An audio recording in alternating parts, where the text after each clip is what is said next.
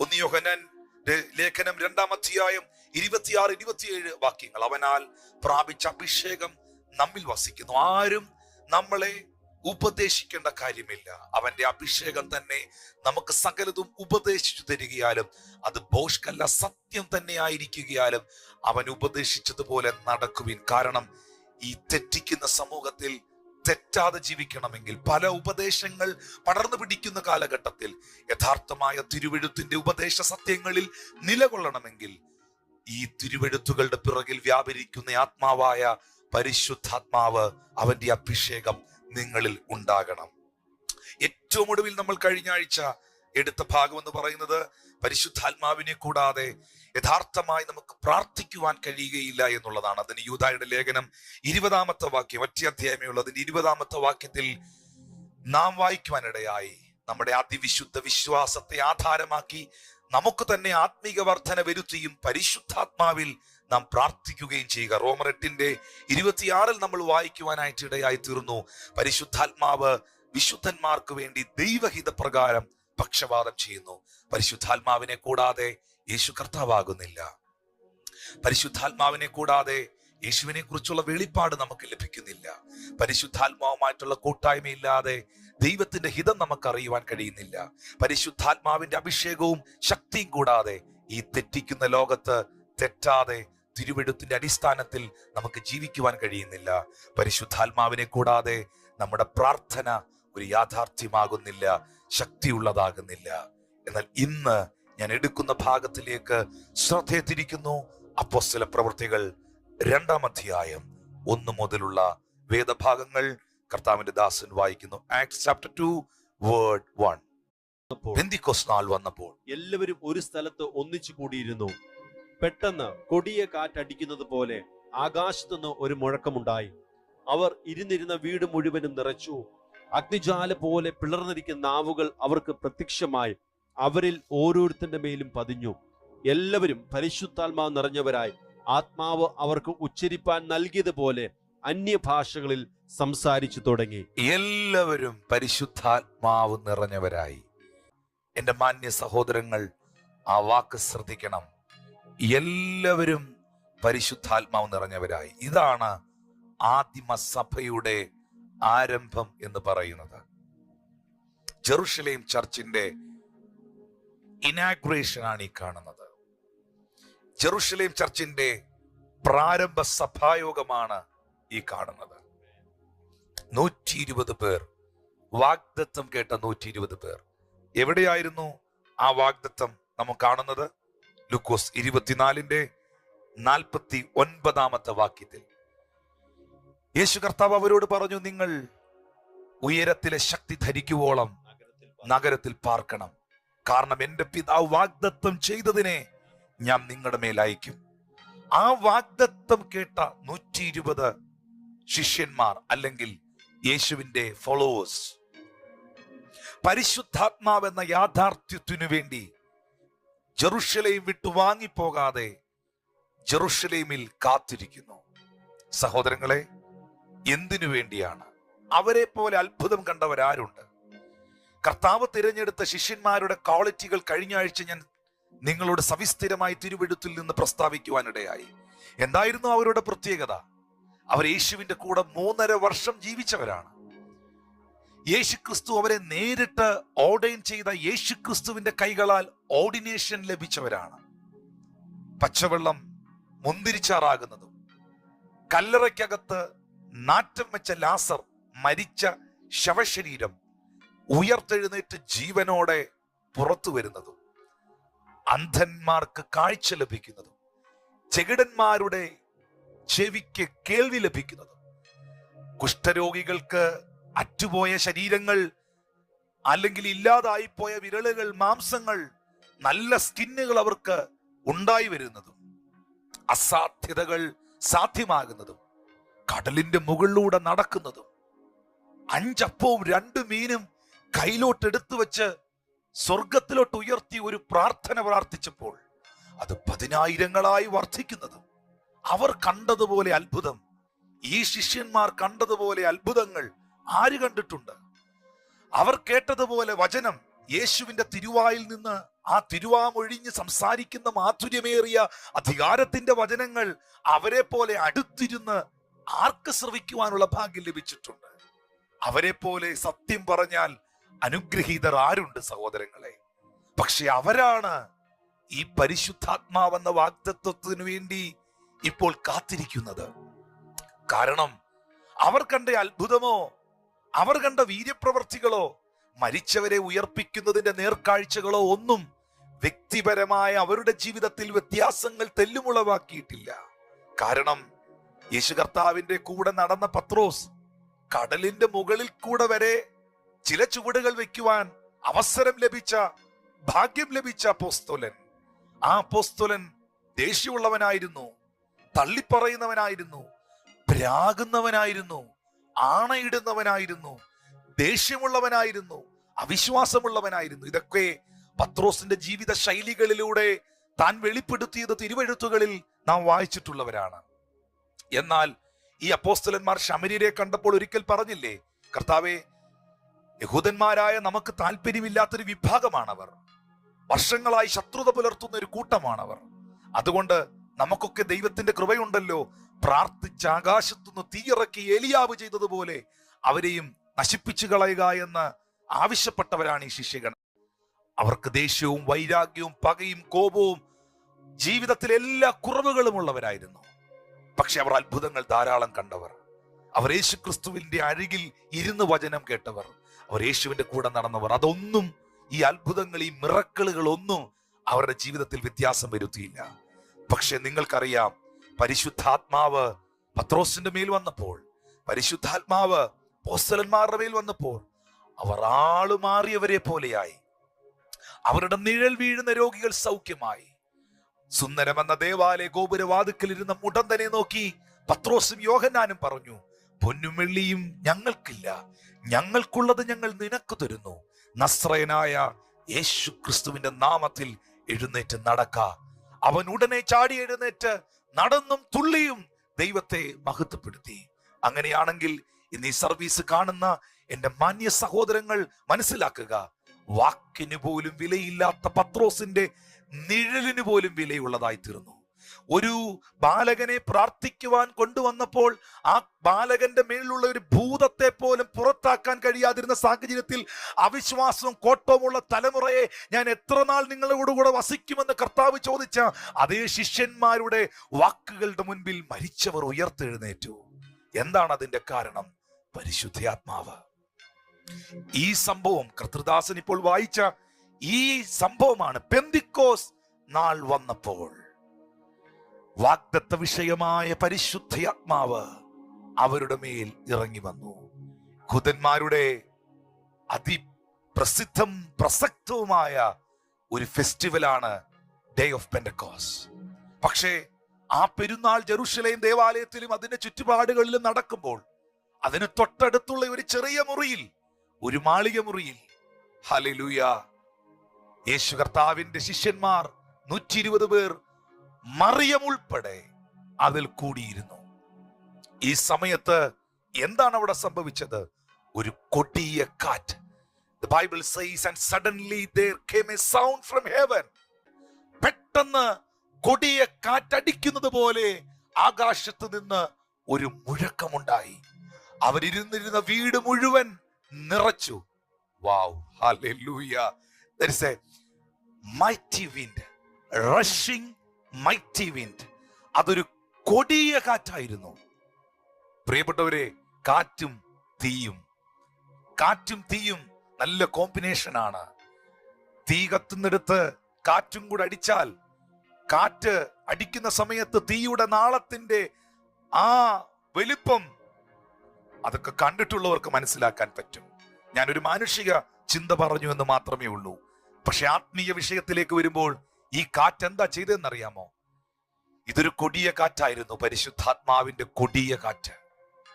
അത് ശിഷ്യന്മാരുടെ മേൽ അടിച്ചു, ആഗ്രഹത്തോടെ കൂടിയിരുന്നവരുടെ മേൽ അടിച്ചു, വാഗ്ദത്തം കേട്ടവരുടെ മേൽ വന്നു. ഇനി വാഗ്ദത്വത്തിന്റെ പ്രത്യേകത എന്താന്ന് ഞാൻ പറയാം. വാഗ്ദത്തം എന്ന് പറയുന്നത് ദൈവം വ്യക്തിപരമായി ചിലർക്ക് നൽകുന്ന, ചില കൂട്ടങ്ങൾക്ക് നൽകുന്ന ഒരു യാഥാർത്ഥ്യമാണ്. അപ്പുറത്ത് ജെറുസലേം ദേവാലയത്തിൽ ഒരുപാട് പേർ നിൽപ്പുണ്ട്. അവിടെ ചുറ്റും കൂടി വന്ന ഒരുപാട് ജനങ്ങളുണ്ട്. പക്ഷെ വാഗ്ദത്ത വിഷയമായ പരിശുദ്ധാത്മാവ് അവരുടെ ആരുടെ മേളിൽ വന്നില്ല. വാഗ്ദത്തം കേട്ടവരുടെ മേളിൽ മാത്രമേ വന്നുള്ളൂ. യേശുവിൽ നിന്ന് വ്യക്തിപരമായി നേരിട്ട് വാഗ്ദത്തം കേട്ട ആ സമൂഹത്തിന്റെ മുകളിൽ മാത്രമേ പരിശുദ്ധാത്മ വന്നുള്ളൂ. അല്ലാതെ വഴിയിലൂടെ പോകുന്നവനെല്ലാം, മദ്യപിച്ച് നടക്കുന്നവനെല്ലാം, ജെറുസലേം ദേവാലയത്തിലും ചുറ്റുപാടുകളിലും പെന്തിക്കോസ് പെരുന്നാൾ ആഘോഷിക്കുന്ന, പെരുന്നാളിന്റെ തിമിർപ്പിൽ മദ്യപിക്കുന്ന, വീഞ്ഞു കുടിക്കുന്ന സകലത്തിന്റെയും മുകളിൽ പകരുന്നതല്ല ദൈവത്തിന്റെ വാഗ്ദത്തം. ദൈവത്തിന്റെ വാഗ്ദത്തം വിശ്വസിക്കുന്നവർക്കും കാത്തിരിക്കുന്നവർക്കും ലഭ്യമാകുന്നതാണ്.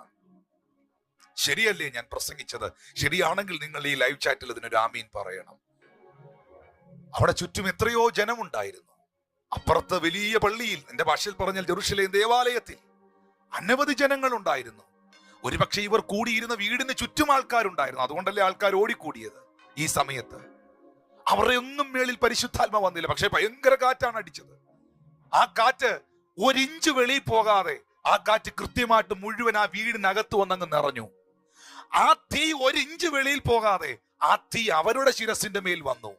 വാഗ്ദത്തം വിശ്വസിക്കുന്നവർക്കും കേട്ടവർക്കും ഏറ്റെടുക്കുന്നവർക്കും കാത്തിരിക്കുന്നവർക്കും ഉള്ളതാണെന്നുള്ള സത്യമെങ്കിലും ഇന്ന് പകൽ തിരിച്ചറിയുന്നവർക്കായി ദൈവത്തെ സ്തുതിക്കുന്നു. ഹല്ലേലൂയ. ആ പരിശുദ്ധാത്മാവ് അവരുടെ മേൽ വന്നു. ആ ശക്തി അവരിലേക്ക് വെളിപ്പെട്ടു.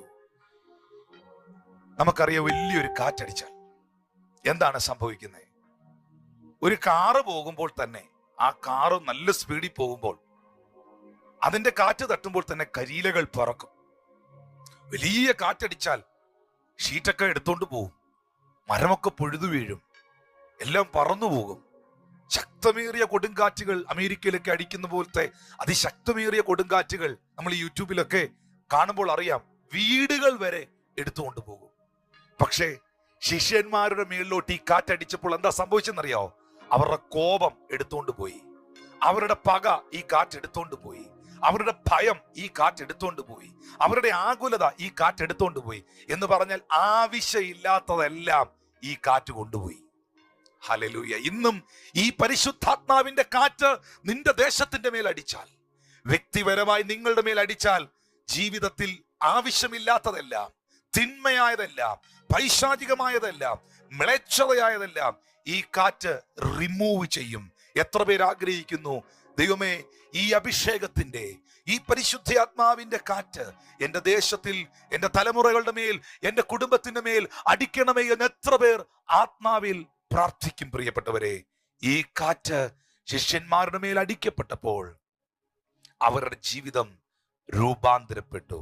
ഞാൻ പറയട്ടെ, ദ ഡേ ഓഫ് പെന്റക്കോസ്റ്റ് എന്ന് പറയുന്നത് ശരിക്കും പറഞ്ഞാൽ ആ കാറ്റ്, ആ ദിവസം ദ ഡേ ഓഫ് പർപ്പസ് ആണ്. അതൊരു പദ്ധതിയുടെ, ദൈവ പദ്ധതിയുടെ ദിനമായിരുന്നു. വാസ്തവത്തിൽ അതൊരു ദ ഡേ ഓഫ് ഗൈഡൻസ് ആയിരുന്നു, ആത്മനിയോഗത്തിന്റെ ഒരു ദിനമായിരുന്നു. Hallelujah. The day of Pentecost എന്ന് ആ ദിവസത്തെ നമ്മൾ വിശേഷിപ്പിക്കുമ്പോൾ തന്നെ ആത്മീയരാകുന്ന ദൈവമക്കൾക്ക് പറയാൻ കഴിയണം, the day is the day of purpose. അതൊരു പദ്ധതിയുടെ ദിവസമായിരുന്നു, ഒരു ദൈവ പദ്ധതിയുടെ ദിനം. അതെ, പരിശുദ്ധാത്മാവ് നിങ്ങളിൽ വരുന്നതിന് ഒരു പദ്ധതിയുണ്ട്, ഒരു പർപ്പസ് ഉണ്ട്. ഒരുപാട് പേർ പരിശുദ്ധാത്മശക്തി പ്രാപിക്കുവാനും അഭിഷേകം പ്രാപിക്കുവാനും ഒക്കെ ആഗ്രഹിക്കുന്നവരുണ്ട്. അവരോട് വളരെ സ്നേഹത്തോടെ ഞാൻ പറയട്ടെ, നിങ്ങളെ ഒന്ന് അറിയിച്ചു തരുവാൻ ഇങ്ങനൊരു ശക്തി ഉണ്ട് എന്ന് നിങ്ങളെ ഒന്ന് അറിയിച്ചു തരുവാൻ നിങ്ങൾ ചോദിക്കുമ്പോൾ അത് നിങ്ങൾക്കൊന്ന് മനസ്സിലാക്കി തന്ന് നിങ്ങളുടെ ആ സംശയം അങ്ങ് മാറ്റാൻ വരുന്ന എന്തോ ഒന്നല്ല ദൈവത്തിന്റെ പരിശുദ്ധാത്മാവ്. പരിശുദ്ധാത്മാവ് ആരുടെ മേളിൽ സംശയം നീക്കുവാൻ, പരിശുദ്ധാത്മാവ് എന്നൊരു സത്യമുണ്ട്. ചിലർ പറയാറുണ്ട്, നിങ്ങളൊക്കെ അനുഭവിക്കുന്നത് സത്യമാണെങ്കിൽ, നിങ്ങളൊക്കെ ഈ ദൈവശക്തി അനുഭവിക്കുന്നതും അനുഭവിച്ചെന്ന് പറയുന്നതും ഈ അന്യഭാഷയൊക്കെ ഒരു യാഥാർത്ഥ്യമാണെങ്കിൽ എന്റെ മേളിലൂടെ ഒന്ന് വരുത്തി കാണിക്കും, ഞാനൂടെ ഒന്ന് പറയട്ടെ, ഞാനൂടെ ഒന്ന് അനുഭവിക്കട്ടെ, എന്നിട്ട് ഞാൻ വിശ്വസിക്കാം. ഒരിക്കലും വരില്ല. ദൈവത്തിന്റെ ആത്മാവ് നിന്നെ തെളിയിക്കുവാൻ വേണ്ടി വരുന്ന എന്തോ ഒന്നല്ല. ദൈവത്തിന്റെ പരിശുദ്ധാത്മാവിനെ നിന്റെ പണം കൊണ്ടോ പിണങ്ങിയ മനസ്സുകൊണ്ടോ വഴക്കുകൊണ്ടോ പ്രാപിക്കാൻ കഴിയില്ല. അതൊക്കെ ശാപകാരണമായി തീരുന്നതാണ്. എന്നാൽ ദൈവത്തിന്റെ പരിശുദ്ധാത്മാവ് ഒരു വ്യക്തിയുടെ മേൽ, ഒരു സഭയുടെ മേൽ, ദേശത്തിന്റെ മേൽ വരുന്നതിന് ഒരു പദ്ധതിയുണ്ട്, ഒരു പർപ്പസ് ഉണ്ട്. ദൈവം നിങ്ങളെ അഭിഷേകം ചെയ്തിരിക്കുന്നുവോ, അതിലൊരു പദ്ധതിയുണ്ട്. ദൈവത്തിന്റെ പരിശുദ്ധാത്മാവ് നിങ്ങളുടെ ആഗ്രഹത്താൽ, പ്രാർത്ഥനയാൽ, നിലവിളിയാൽ, വിശ്വാസത്തോടുകൂടുള്ള യാചനയാൽ നിങ്ങളെ സ്പർശിച്ചിരിക്കുന്നുവോ, അതിലൊരു ദൈവ പദ്ധതിയുണ്ട്. ആരെയും സന്തോഷിപ്പിക്കുവാൻ വരുന്ന എന്തോ ഒന്നല്ല. ദൈവത്തിന്റെ പരിശുദ്ധാത്മാവ് ദാഹിച്ചിരിക്കുന്നിടത്ത് വെളിപ്പെടുന്ന നീരൊഴുക്കാണ്.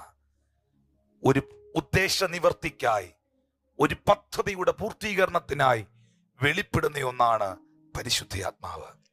ഈ തിരുവെഴുത്ത് വായിക്കുന്ന സമയത്ത്, ഞാൻ ആ ദൈവ പദ്ധതി എന്ന വിഷയത്തിലേക്ക് വരുന്നതിന് മുൻപ്, ഈ തിരുവെഴുത്ത് വായിക്കുമ്പോൾ ദൈവം അടിപ്പിച്ച ദൈവത്തിൽ നിന്നും പുറപ്പെട്ട പല കാറ്റുകളുണ്ട്. അപ്പോസ്തലപ്രവൃത്തി 2:2 നമ്മൾ കണ്ടില്ലേ, കൊടിയ കാറ്റ് പോലെ ആകാശത്തുനിന്ന് മുഴക്കമുണ്ടായത്.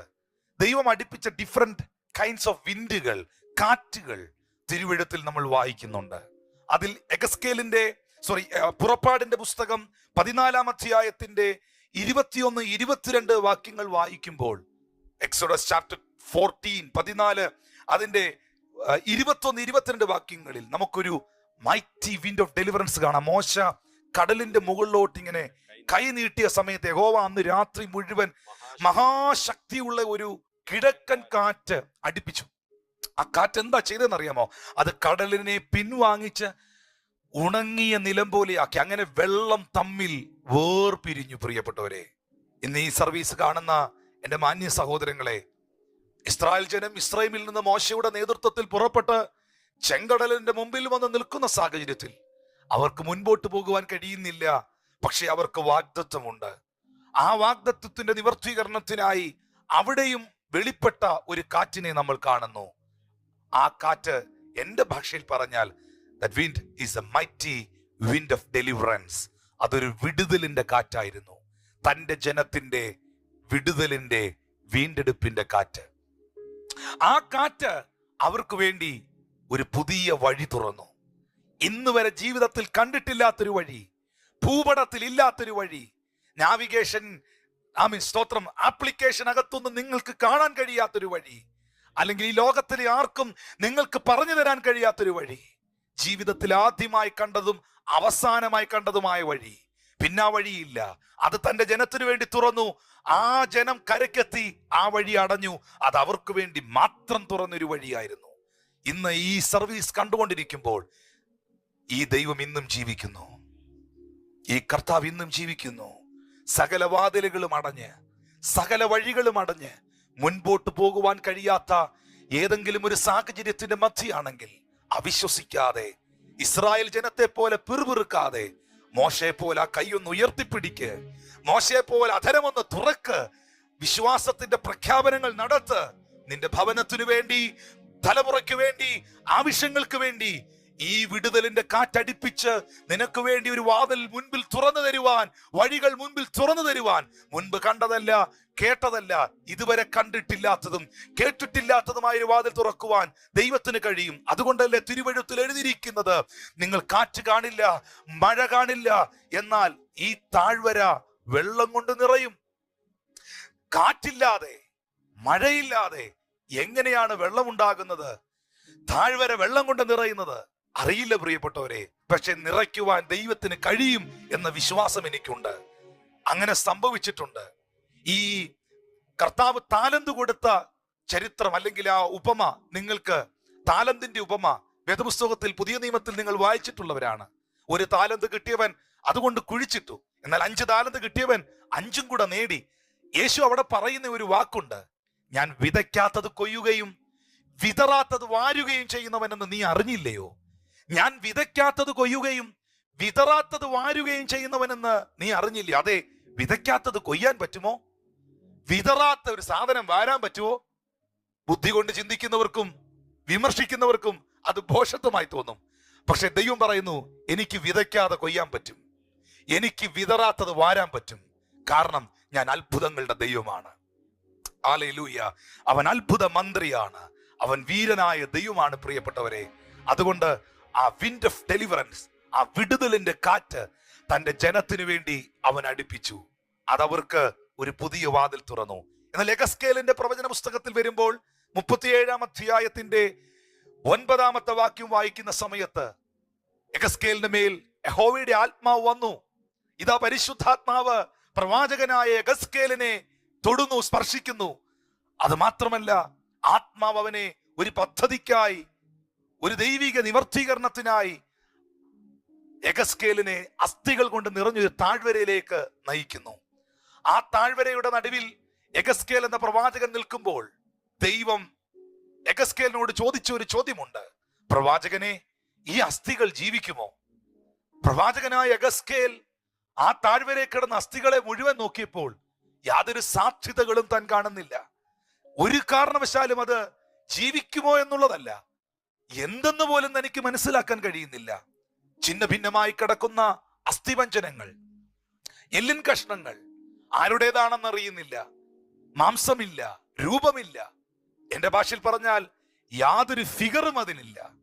പക്ഷെ യാതൊരു ഫിഗറും ഇല്ലാതെ കിടക്കുന്ന അസ്ഥിവഞ്ചനങ്ങളെ നോക്കി എഗസ്കേലിനോട് ദൈവം പറയുകയാണ്, നീ അതിന്റെ ഫ്യൂച്ചർ പറയുക.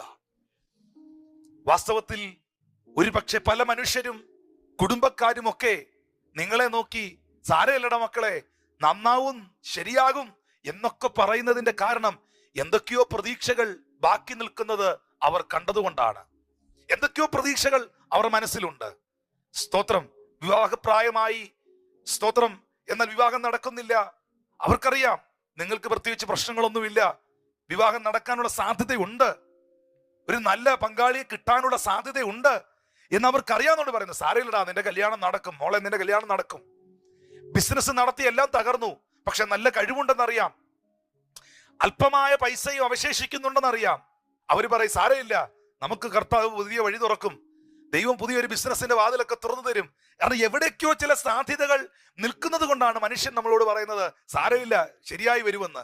പക്ഷേ എല്ലാം തകർന്ന്, ഒരു വഴിയുമില്ലാതെ, ഒരു രൂപ പോലും കയ്യിലില്ലാതെ, എല്ലാം തകർന്ന് തരിപ്പണമായി 4 വാതിലുകൾ അടഞ്ഞിരിക്കുമ്പോൾ ഒരു മനുഷ്യ കുഞ്ഞു പോലും നിന്നെ സഹായിക്കാനും സഹകരിക്കാനും എത്തിനോക്കാനും ഫോൺ ചെയ്യാനും പോലും വരാതിരിക്കുമ്പോൾ, ജീവിതത്തിന്റെ പ്രതിസന്ധികളിൽ ആകെ തകർന്ന് ഒറ്റപ്പെട്ടു പോകുമ്പോൾ, എന്ത് ചെയ്യണമെന്നറിയാതിരിക്കുമ്പോൾ, എന്റെ ഫിഗർ മുഴുവൻ തകർന്നു, എനിക്കിനി ഒരു ഭാവിയില്ല, രൂപഗുണമില്ല എന്ന് നീ ചിന്തിക്കുമ്പോൾ, നിന്നെ നോക്കി ആ സമയത്തും മോനെ നിനക്കൊരു നല്ല ഭാവിയുണ്ട്, നീ പ്രത്യാശിക്കുന്ന ശുഭഭാവിയിൽ നീ എത്തും, നിനക്കൊരു നന്മയുണ്ടാകും എന്ന് നിന്നെ നോക്കി നിന്റെ ഫ്യൂച്ചർ പറയുന്ന ഒരു ദൈവമുണ്ട്. അത് അനുഭവിച്ചവർക്കായി ഞാൻ എൻ്റെ കർത്താവിനെ സ്തോത്രം ചെയ്യുകയാണ്. അതേ പ്രിയപ്പെട്ടവരെ, എഗസ്കേൽ പറയുന്നു, ദൈവമേ, ഇതെങ്ങനെ ജീവിക്കാൻ, ഇത് നിനക്കേ അറിയുള്ളൂ, ഇത് ജീവിക്കുമോ ഇല്ലയോ എന്ന്. ഫിഗർ പോലും ഇല്ല, പിന്നെ ഞാൻ എങ്ങനെ ഇതിനെ നോക്കി ഫ്യൂച്ചർ പറയും? അവിടെയാണ് 37 അധ്യായത്തിന്റെ 9 വാക്യത്തിൽ നാം കാണുന്നത്. അപ്പോൾ അവൻ എന്നോട് കൽപ്പിച്ചത്, കാറ്റിനോട് പ്രവചിക്ക. മനുഷ്യപുത്ര, നീ പ്രവചിച്ച് കാറ്റിനോട് പറയേണ്ടത്, യഹോവയായ കർത്താവ് ഇപ്രകാരം അരുളി ചെയ്യുന്നു, ശ്വാസമേ, നീ 4 കാറ്റുകളിൽ നിന്നും വന്ന് ഈ നിഹതന്മാർ ജീവിക്കേണ്ടതിന് അവരുടെ മേൽ ഊതുക.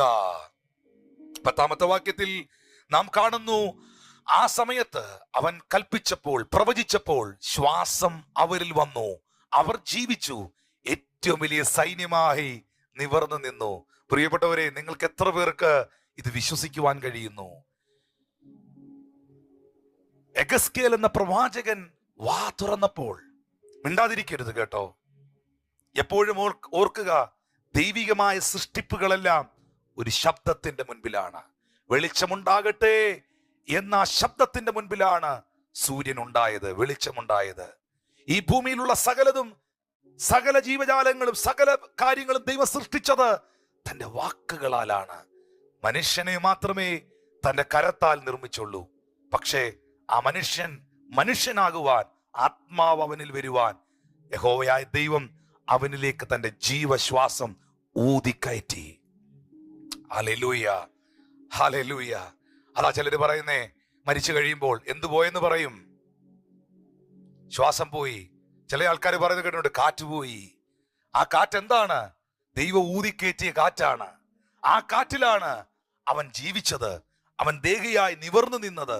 Hallelujah, praise God. അറിഞ്ഞും അറിയാതെ വേദപുസ്തകം പോലും അറിയാത്തവർ ഇത് പറയുന്നുണ്ട്, ബൈബിള് പോലും അറിയാത്തവർ ഇത് പറയുന്നുണ്ട്. പക്ഷെ അവർ പറയുന്നത് ബിബ്ലിക്കലാണ്. യഹോവയായ ദൈവം തന്റെ മനുഷ്യൻ ആത്മാവിനെ സൃഷ്ടിച്ചത് മണ്ണുകൊണ്ടല്ല, ആത്മാവ് ദൈവത്തിൻ്റെതാണ്.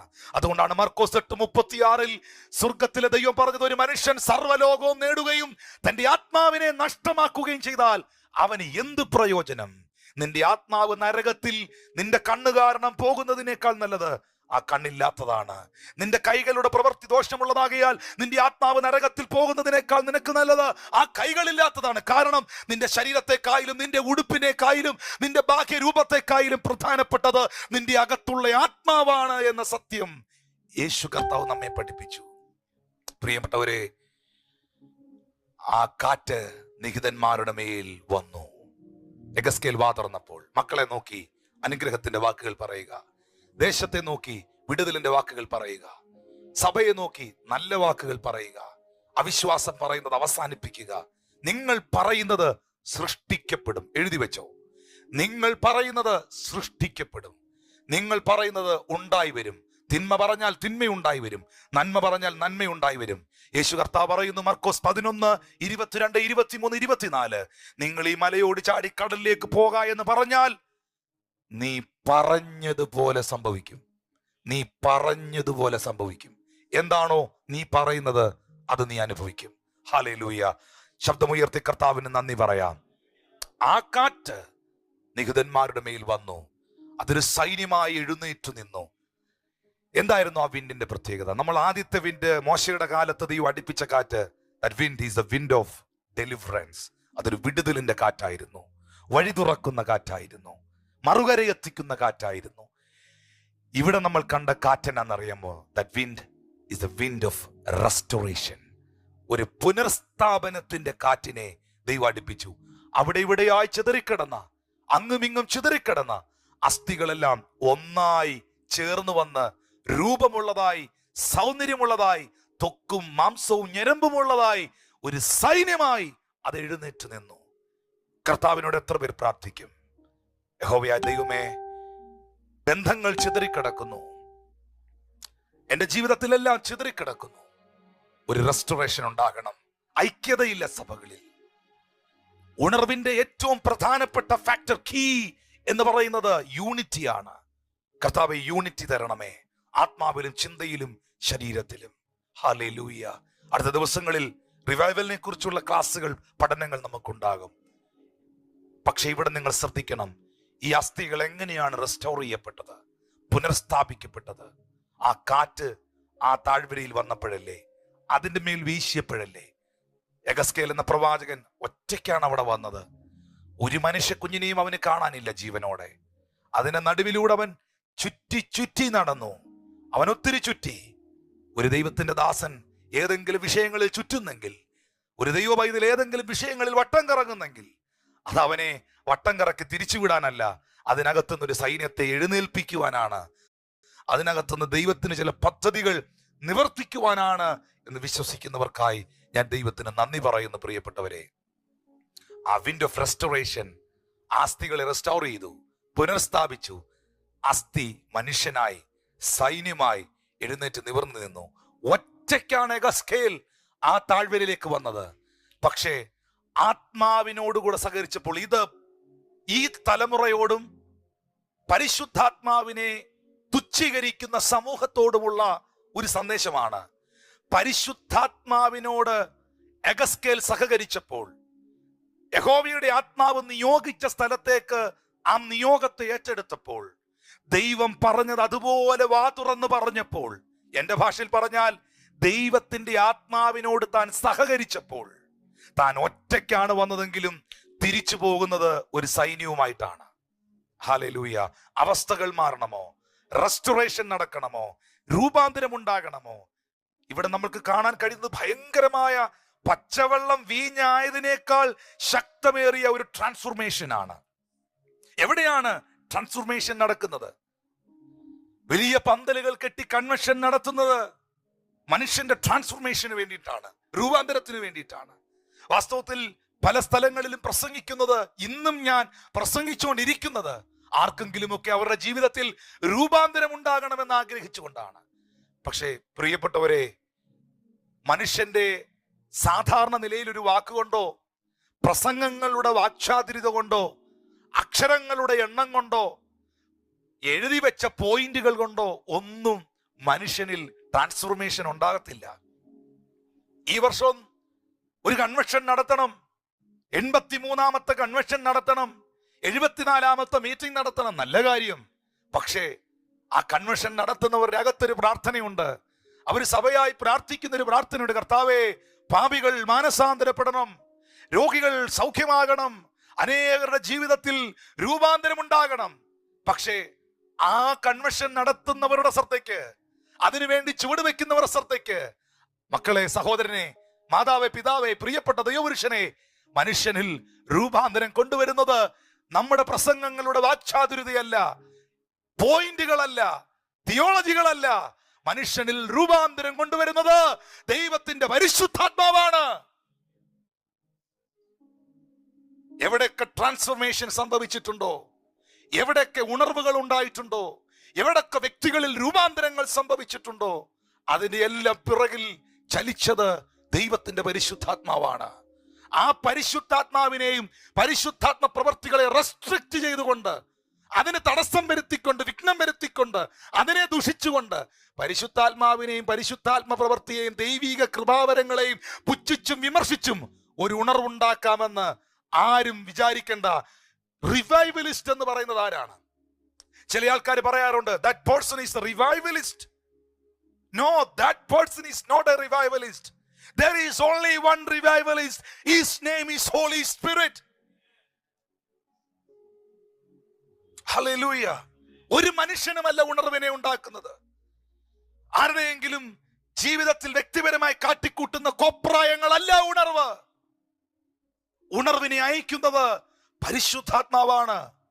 പരിശുദ്ധാത്മാവ് ഒരു പട്ടണത്തിൽ വെളിപ്പെടുമ്പോൾ, പരിശുദ്ധാത്മ പ്രവർത്തികളെ ഒരു സഭ അനുവദിക്കുമ്പോൾ, പരിശുദ്ധാത്മാവ് ഒരു സഭയിൽ വെളിപ്പെടുമ്പോൾ, ഒരു വ്യക്തിയിൽ വെളിപ്പെടുമ്പോൾ അവിടെ റിവൈവൽ ഉണ്ടാകുന്നു. Revivalist is holy spirit. മറന്നു പോകരുത്, ഉണർവിനെ കൊണ്ടുവരുന്നത് പരിശുദ്ധാത്മാവാണ്. ഇത് നിങ്ങൾക്ക് അറിയണമെങ്കിൽ ഒറ്റ ചാപ്റ്റർ വായിച്ചാൽ മതി വേദപുസ്തകത്തിൽ. അപ്പോസ്തല പ്രവൃത്തി 8-ാം അധ്യായം, 2-ാം അധ്യായത്തിൽ ഇതിന്റെ തുടക്കം.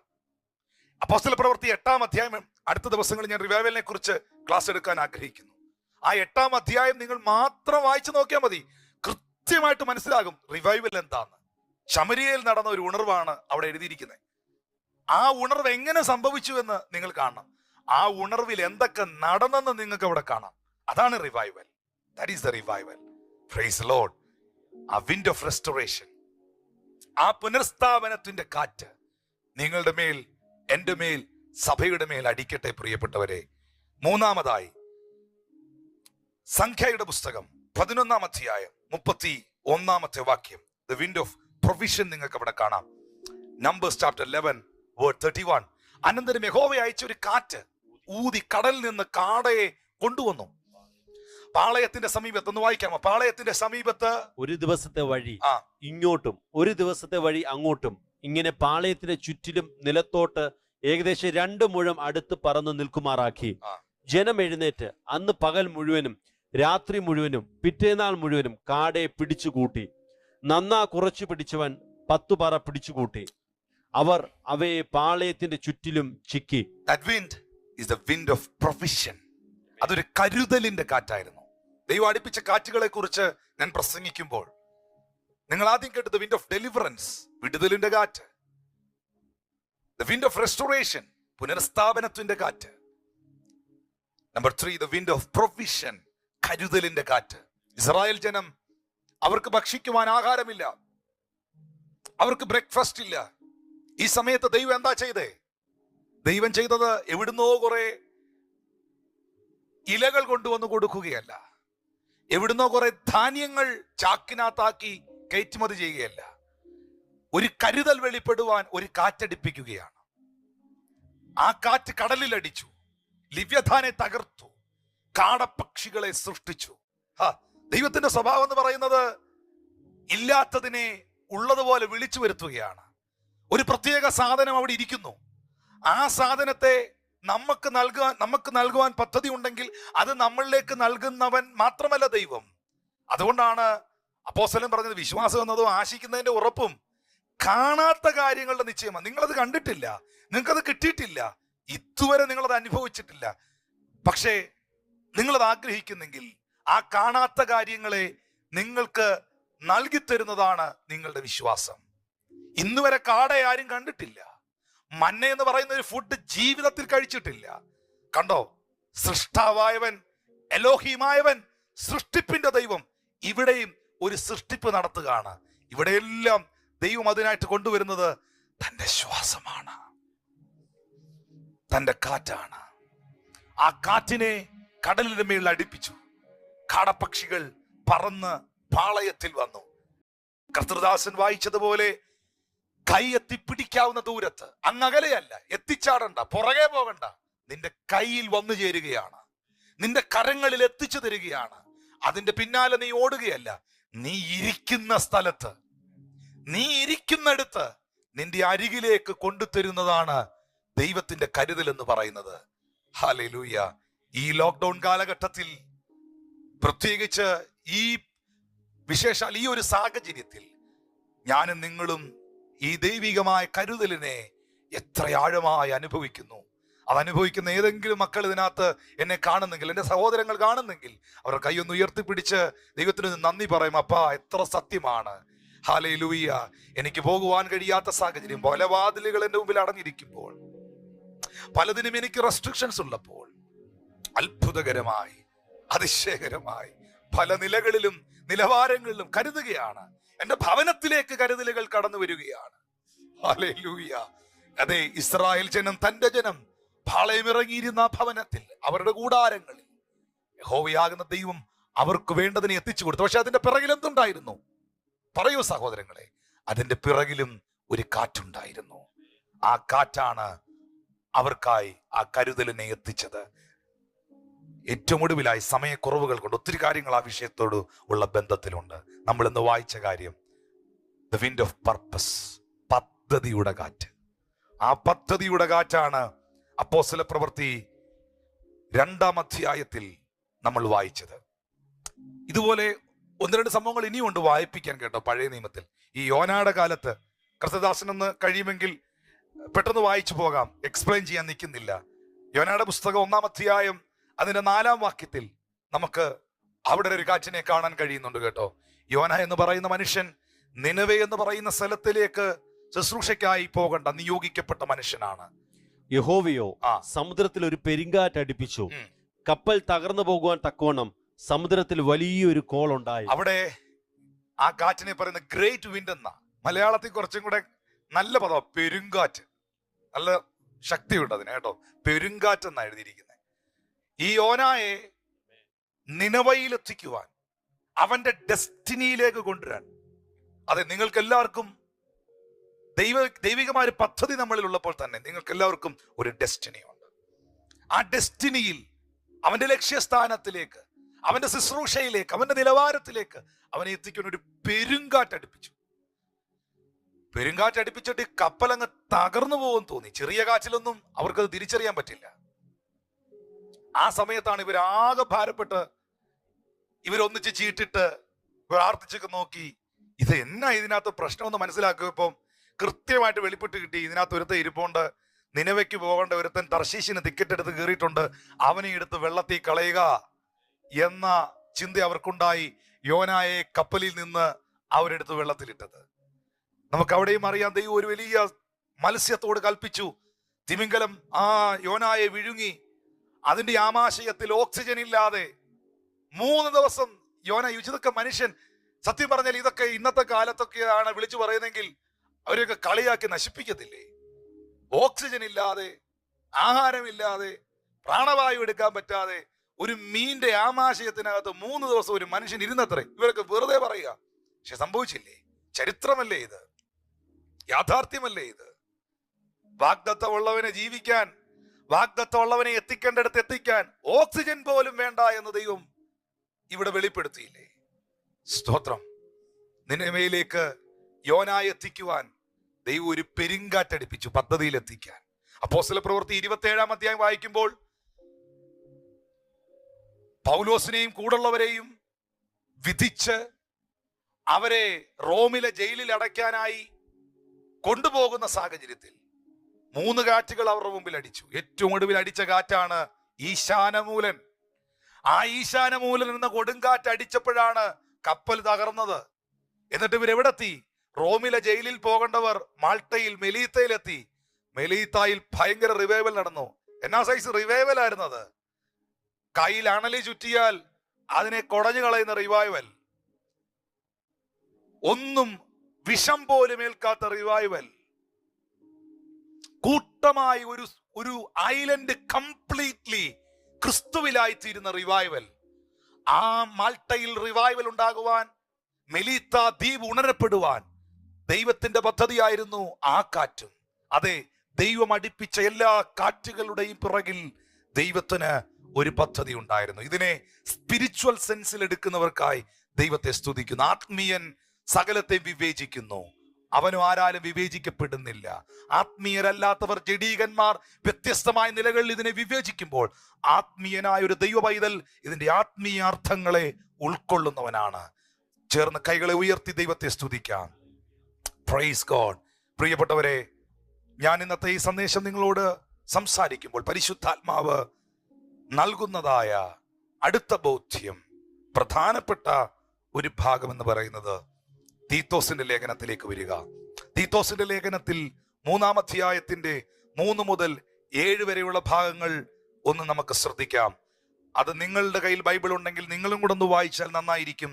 തീത്തോസിന്റെ ലേഖനം 3-ാം അധ്യായം 3 മുതൽ 7 വരെയുള്ള ഭാഗങ്ങൾ. മുമ്പേ നാമും ബുദ്ധികെട്ടവരും അനുസരണമില്ലാത്തവരും വഴിതെറ്റി നടക്കുന്നവരും നാനാ മോഹങ്ങൾക്കും ഭോഗങ്ങൾക്കും അധീനരും ഈർഷ്യയിലും അസൂയയിലും കാലം കഴിക്കുന്നവരും ദേഷ്യതരും അന്യോന്യം പകയ്ക്കുന്നവരുമായിരുന്നുവല്ലോ. എന്നാൽ നമ്മുടെ രക്ഷിതാവായ ദൈവത്തിന്റെ ദയയും മനുഷ്യപ്രീതിയും ഉദിച്ചപ്പോൾ അവൻ നമ്മെ നാം ചെയ്ത നീതി പ്രവൃത്തികളാലല്ല തന്റെ കരുണാപ്രകാരമത്രേ രക്ഷിച്ചത്.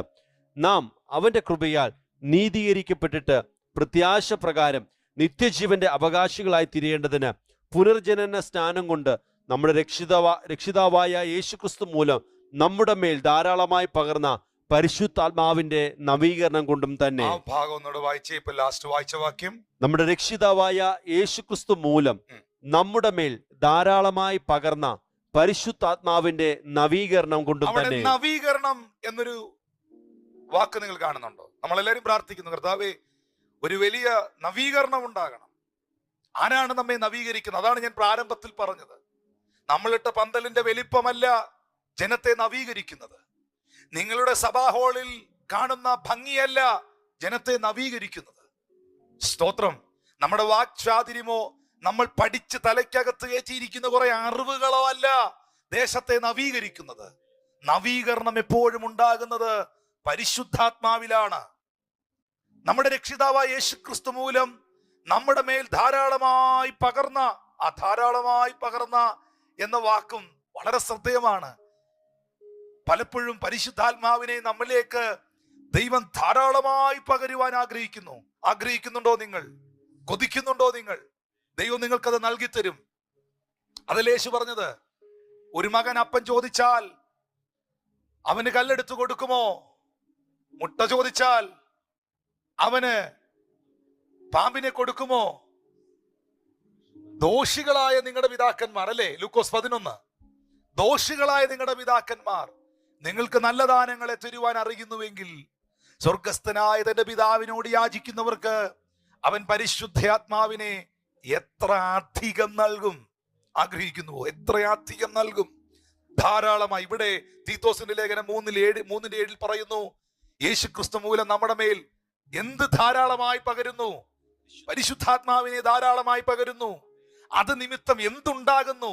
നവീകരണം ഉണ്ടാകുന്നു. ആ നവീകരണത്തിൽ എന്താണ് സംഭവിക്കുന്നത്? നമ്മൾ ആരായിരുന്നു? ശ്രദ്ധിക്കണം, നമ്മൾ ആരായിരുന്നു പരിശുദ്ധാത്മാവ് നമ്മളിൽ വരുന്നത് വരെ? എഴുതി വെക്കുക, ശ്രദ്ധിക്കുക.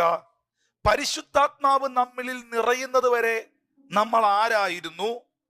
പരിശുദ്ധാത്മാവ് നിങ്ങളിൽ വന്നിട്ടില്ല എങ്കിൽ നിങ്ങൾ ഇപ്പോഴും അതായിരിക്കുന്നു.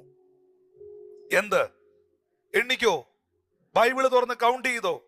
ഞാൻ ആ വാക്യം നോക്കിക്കൊണ്ട് ഞാൻ എണ്ണാൻ പോവുകയാണ്. മുൻപേ നിങ്ങൾ ബുദ്ധികെട്ടവരായിരുന്നു, എഴുതിയിട്ടുണ്ടോ അവിടെ? Foolish our selves, ബുദ്ധികെട്ടവർ, അനുസരണമില്ലാത്തവർ. ഡിസീവ്ഡ് എന്ന പദമാണ് ഇംഗ്ലീഷ് എഴുതിയിരിക്കുന്നത്. ചതിയന്മാർ, നാനാ മോഹങ്ങൾക്കും ഭോഗങ്ങൾക്കും അധീനർ, ഈർഷ്യയും അസൂയമുള്ളവർ, ദോഷിതർ, അന്യോന്യം പകയ്ക്കുന്നവർ. ഹേറ്റിംഗ് വൺ അനദർ, അന്യോന്യം പകയ്ക്കുന്നവർ. നമ്മൾ അതായിരുന്നു. പക്ഷേ നമ്മെ ആര് നവീകരിച്ചു? നമ്മുടെ മേൽ ധാരാളമായി വെളിപ്പെട്ടു വന്ന പരിശുദ്ധാത്മാവ് ഇതിൽ നിന്ന് നമ്മെ നവീകരിച്ചു. അനുസരണക്കേടിനെ മാറ്റി, ചതിയന്മാരായിരുന്ന അവസ്ഥയിൽ നിന്ന് വ്യത്യാസമുണ്ടാക്കി, നാനാ മോഹങ്ങൾക്കും ഭോഗങ്ങൾക്കും അധീനരായ നമ്മളെ രൂപാന്തരപ്പെടുത്തി. ഈർഷ്യയും അസൂയയും മാറ്റി. മാറിയോ? അറിയില്ലെങ്കിൽ പരിശുദ്ധാത്മാവിനെ പ്രാപിക്കണം. അഭിഷേകം പ്രാപിച്ചവൻ അസൂയയില്ലെന്നാണ് ഇവിടെ എഴുതിയിരിക്കുന്നത്. ഡബിൾ ചെക്ക് ചെയ്യണം, പരിശുദ്ധാത്മാവ് തന്നെ ആണോ മേളിൽ കിടക്കുന്നതെന്ന് ഡബിൾ ചെക്ക് ചെയ്യണം. ലഗേജ് ഡബിൾ ചെക്ക് ചെയ്യുന്നത് പോലെ. സ്തോത്രം, പ്രൈസ് ഗോഡ്. ഡബിൾ ചെക്ക് ചെയ്തോണം. പരിശുദ്ധാത്മാവിന്റെ നവീകരണം വെളിപ്പെടുന്നിടത്ത് അസൂയയില്ല, ഈർഷ്യയില്ല, പകയില്ല. ഈ അന്യോന്യം പകയ്ക്കുന്നില്ല. അങ്ങനല്ലേ എഴുതിയിരിക്കുന്നേ? അങ്ങനല്ലേ പ്രിയപ്പെട്ടവരെ? അന്യോന്യം പകയ്ക്കുന്നില്ല. അന്യോന്യം പകയ്ക്കുക എന്നൊക്കെ പറയുന്നത് വേദപുസ്തകത്തിലെ നല്ല പദമാണ്. നിങ്ങൾക്ക് മനസ്സിലാകുന്ന, ഞാൻ സാധാരണക്കാരുടെ ശുശ്രൂഷകനും അവരുടെ പാസ്റ്ററുമാണ്. അന്യോന്യം പാര വെക്കുന്നില്ല, അന്യോന്യം പണി കൊടുക്കുന്നില്ല, അന്യോന്യം കളിയാക്കുന്നില്ല. ആര്? പരിശുദ്ധാത്മാവുള്ളവർ. അയ്യോ, ഇതെന്റെ പദമല്ല. തീത്തോസിന്റെ ലേഖനം 3-ാം അധ്യായം 3 മുതൽ 7 വരെ വായിക്കൂ. യഥാർത്ഥമായ പരിശുദ്ധാത്മാവിന്റെ നവീകരണം സംഭവിച്ചവർ, മാറ്റം വന്നവർ. മുൻപേ, നേരത്തെ, പണ്ട്. ചില ആൾക്കാർ ഇപ്പോഴും പറയാറുണ്ട്, ദേഷ്യമൊക്കെ വരുമ്പോ, അത്യാവശ്യം ദേഷ്യമൊക്കെ വരുമ്പോൾ ചിലർ ഇപ്പോഴും, ഞാൻ നേരത്തെ ആരായിരുന്നെന്ന് അറിയാമോ, ഞാനിപ്പോ ദൈവത്തെയൊക്കെ വിളിക്കുന്നതുകൊണ്ട് അടങ്ങിയിരിക്കുന്നതെന്ന് പറയുന്നുണ്ട്. എന്റെ പൊന്നുകുഞ്ഞെ, അങ്ങനൊന്നും പറയരുത്. പരിശുദ്ധാത്മാവിനെ പ്രാപിക്കണം, ശക്തി പ്രാപിക്കണം. ഇവിടെ പറയുകയാണ്, മുമ്പേ നാമും അങ്ങനെ ആയിരുന്നു. ബുദ്ധികെട്ടവരും അനുസരണയില്ലാത്തവരും വഴിതെറ്റി നടക്കുന്നവരും നാനാമോഹങ്ങൾക്കും ഭോഗങ്ങൾക്കും അധീനരും ഈർഷ്യയിലും അസൂയയിലും കാലം കഴിക്കുന്നവരും ദോഷിതരും അന്യോന്യം പകയ്ക്കുന്നവരും. ഇംഗ്ലീഷിലാണ് നല്ല വാക്ക്, ഹേറ്റിംഗ് വൺ എന്നത്. ഒരുത്തനെ കണ്ടുകൂടാ. ആ കാലഘട്ടം ഏതാ? പരിശുദ്ധാത്മാവ് ഇല്ലാത്ത കാലഘട്ടം. എനിക്കൊന്ന് പരിശുദ്ധാത്മാവ് ഉണ്ട് എന്ന് പറയുന്നവർക്കാണ് ഇപ്പൊ ഇത് കൂടുതൽ. ഒരുത്തനെ കണ്ടുകൂടാ, അന്യോന്യം പകയ്ക്കുന്നവർ. പക്ഷെ ഇതിനകത്തെല്ലാം നവീകരണം ഉണ്ടാക്കി ആര്? ദൈവത്തിന്റെ പരിശുദ്ധാത്മാവ്. ഇതെല്ലാം ഞാൻ ഉറപ്പായിട്ടും ഈ ഒരു ഭാഗത്ത് നിന്ന് മനസ്സിലാക്കുന്ന ഒരു യാഥാർത്ഥ്യം എന്ന് പറയുന്നത്, ദൈവത്തിന്റെ ആത്മാവിന്റെ അഗ്നി, പരിശുദ്ധാത്മാവ് ഒരുവന്റെ മേൽ വരുമ്പോൾ ഈ തിന്മകളെല്ലാം കത്തിച്ചാമ്പലാകണം. Hallelujah, thank you holy spirit of God. ഇതെല്ലാം കത്തിച്ചാമ്പലാകണം. ഈ കൊടിയ കാറ്റ് നിന്റെ മേൽ അടിക്കുമ്പോൾ ആവശ്യമില്ലാത്തതെല്ലാം ഈ കാറ്റ് എടുത്തോണ്ട് പോണം. ഫ്രഷ് ആകണം, റിന്യൂ ചെയ്യപ്പെടണം. തീ, ദൈവാത്മാവിന്റെ അഗ്നി നിറയപ്പെടണം. ആ ഫയർ, ഹോളി ഫയർ, അപ്പോസ്തലന്മാരുടെ മേൽ പതിഞ്ഞ പിളർന്ന അഗ്നിനാവുകൾ, ആ അഭിഷേകത്തിന്റെ ഫയർ നിങ്ങളെ സ്പർശിക്കണം. ദീർഘവർഷങ്ങൾക്ക് മുമ്പ് 1999 ഞാൻ വളരെ പ്രസിദ്ധമായ ഒരു സർവദേശീയ കൺവെൻഷന് പങ്കെടുക്കുവാനായി കടന്നു പോകും. ഞാൻ രക്ഷിക്കപ്പെടുന്ന സമയം. ആ സമയത്ത് ആ പന്തലിന്റെ ഏറ്റവും ഫ്രണ്ടിൽ 17 വയസ്സ് പ്രായമുള്ള സമയത്ത് ഞാൻ ചെന്നിരിക്കുകയാണ്. ഒന്നും അറിയില്ല എനിക്ക്, കാര്യമായിട്ടൊന്നും. രാവിലത്തെ ശുശ്രൂഷകരെ തെരഞ്ഞെടുക്കുന്ന സർവീസുകൾ കഴിഞ്ഞു. അത് കഴിഞ്ഞപ്പോ എല്ലാവരോടും ഒന്നിച്ചുകൂടി പ്രാർത്ഥിക്കുന്ന ഒരു സമയത്ത് ആ കൺവെൻഷൻ നടക്കുന്ന സ്റ്റേജിന്റെ പുറകിൽ ഒരു 2-3 പേര് ഒന്നിച്ചു കൂടുന്നതും അങ്ങോട്ടൊരു കമ്പുമായിട്ട് പോകുന്നു നോക്കും ഞാൻ കണ്ടു. ഞാനൊരു ചെറുപ്പക്കാരനായതുകൊണ്ട് അതെന്നാന്നറിയാൻ അന്ന് കർത്താവിലേക്ക് വരുന്ന സമയമാണ്. അതിന്റെ പുറകിലേക്ക് പോയപ്പം ആ തോടിന്റെ സൈഡിൽ നിന്ന് ഒരു അണലി, പാമ്പ് കയറി വന്നു അവിടെ. അപ്പൊ അതിനെ അടിച്ചു കൊല്ലാൻ പോയതാ. അവിടുത്തെ മൂപ്പനായ സീനിയർ ആയിട്ടുള്ള അപ്പച്ചൻ പാസ്റ്റർ, തലനരച്ച അപ്പച്ചൻ, ഈ ചെറുപ്പക്കാരുടെ ഈ പാമ്പിനെ അടിച്ചു വന്ന ഉപദേശിയോട് പറയുകയാണ്, എടാ കുഞ്ഞേ, അടിച്ചേച്ചങ്ങ് കളയല്ലേ, അണലിയ അങ്ങനൊന്നും ചാകുകയില്ല. ഒരു കുഴിയെടുത്ത് കൂട്ടി അതിനകത്തിട്ട് കത്തിക്കണം, അല്ലാതെ വിട്ടേക്കരുത് എന്ന് പറഞ്ഞ് പുള്ളി പോകുന്നു. ഞാൻ അവിടെ ചിന്തിച്ചു, അങ്ങനെ അടിച്ചാൽ ചാകുകയില്ലാത്ത സാധനമുണ്ട്, അതിനെ എന്ത് ചെയ്യണം? കത്തിക്കണം. അല്ലെ അത് പിന്നെ എന്ത് ചെയ്യും? പൊങ്ങി വരും, പിന്നെയും ജീവൻ പ്രാപിച്ച് എഴുന്നേറ്റ് വരും. അയ്യോ, ഇഷ്ടംപോലെ കഴിഞ്ഞ 20 വർഷമായിട്ട് കാണുന്നുണ്ടേ. സ്തോത്രം. ആത്മീയ ശുശ്രൂഷയിൽ ധാരാളം കാണുന്നുണ്ടേ. ഇത് കത്തിയിട്ടില്ല, ഇത് ചാമ്പലായിട്ടില്ല, ഇത് പോയിട്ടില്ല. ഇത് പോണോ? ട്രാൻസ്ഫർമേഷൻ സംഭവിക്കണോ? രൂപാന്തരം സംഭവിക്കണോ? മാറ്റങ്ങൾ ഉണ്ടാകണോ? അഭിഷേകത്തിന്റെ അഗ്നി നിന്റെ മേൽ വരണം. പരിശുദ്ധാത്മാവ് നിന്നെ തൊടണം. നാനാ മോഹങ്ങൾക്കും ഭോഗങ്ങൾക്കും അധീനരായി നടക്കുന്ന, വഴിതെറ്റി നടക്കുന്ന സമൂഹമേ, നവീകരണം ഉണ്ടാക്കുന്നത് നവീകരണ പ്രസ്ഥാനത്തിന്റെ ഉപജ്ഞാതാവൊന്നുമല്ല, നവീകരണം കൊണ്ടുവരുന്നത് പരിശുദ്ധാത്മാവാണ്. ഹല്ലേലൂയ. ചേർന്ന് കർത്താവിനെ ഒന്ന് സ്തോത്രം ചെയ്യാം. ഹല്ലേലൂയ. അത് ദൈവത്തിന്റെ അഭിഷേകമാണ്. ഈ പരിശുദ്ധാത്മാവ് ശിഷ്യന്മാരുടെ മേൽ വന്നപ്പോൾ, not by might, not by power, by my spirit says the Lord, സൈന്യത്താലല്ല ശക്തിയാലല്ല യഹോവയുടെ ആത്മാവിനാൽ തന്നെ എന്ന് സക്രിയ 4 മുതൽ 7 വരെയുള്ള ഭാഗങ്ങളിൽ എഴുതിയിരിക്കുന്നത് പോലെ. ആമേൻ. സെരുബാബേൽ ഒരു ആലയം പണിയാൻ ചെന്നു. സെരുബാബേലിന്റെ മുമ്പിൽ വലിയ മൗണ്ടൻസ് ആണ്, പർവ്വതങ്ങളാണ്. Thank you Holy Ghost. ആ പർവ്വതങ്ങൾ കാരണം എന്ത് പണിയാൻ പറ്റുന്നില്ല? ആലയം പണിയാൻ പറ്റുന്നില്ല. ആ പർവ്വതങ്ങൾ മുൻപിൽ നിൽക്കുമ്പോൾ സെരുബാബേൽ പറയാണ്, സെരുബാബേലിന്റെ മുമ്പിൽ നിൽക്കുന്ന മഹാപർവ്വതമേ, നീ ആർ?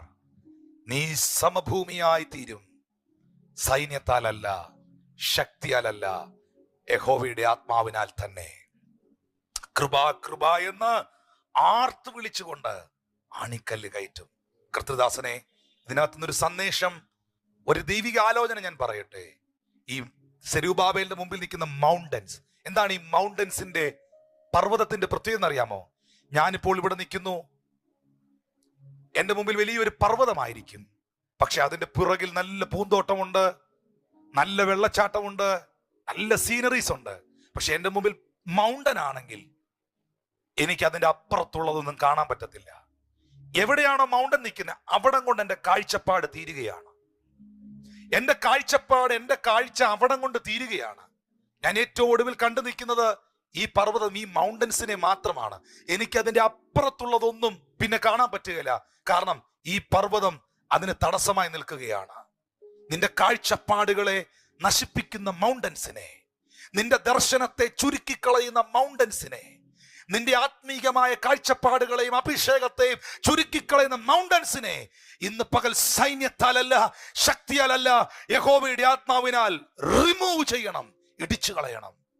നിനക്കൊരു ദീർഘവീക്ഷണം ഉണ്ടാകണമെങ്കിൽ, നല്ലൊരു കാഴ്ചപ്പാടുണ്ടാകണമെങ്കിൽ, ദൈവം വെച്ചിരിക്കുന്ന നന്മകൾ, ആത്മീയ അനുഗ്രഹങ്ങൾ അനുഭവിക്കുവാൻ കഴിയണമെങ്കിൽ മറ്റൊന്നും നിങ്ങളെ സഹായിക്കില്ല.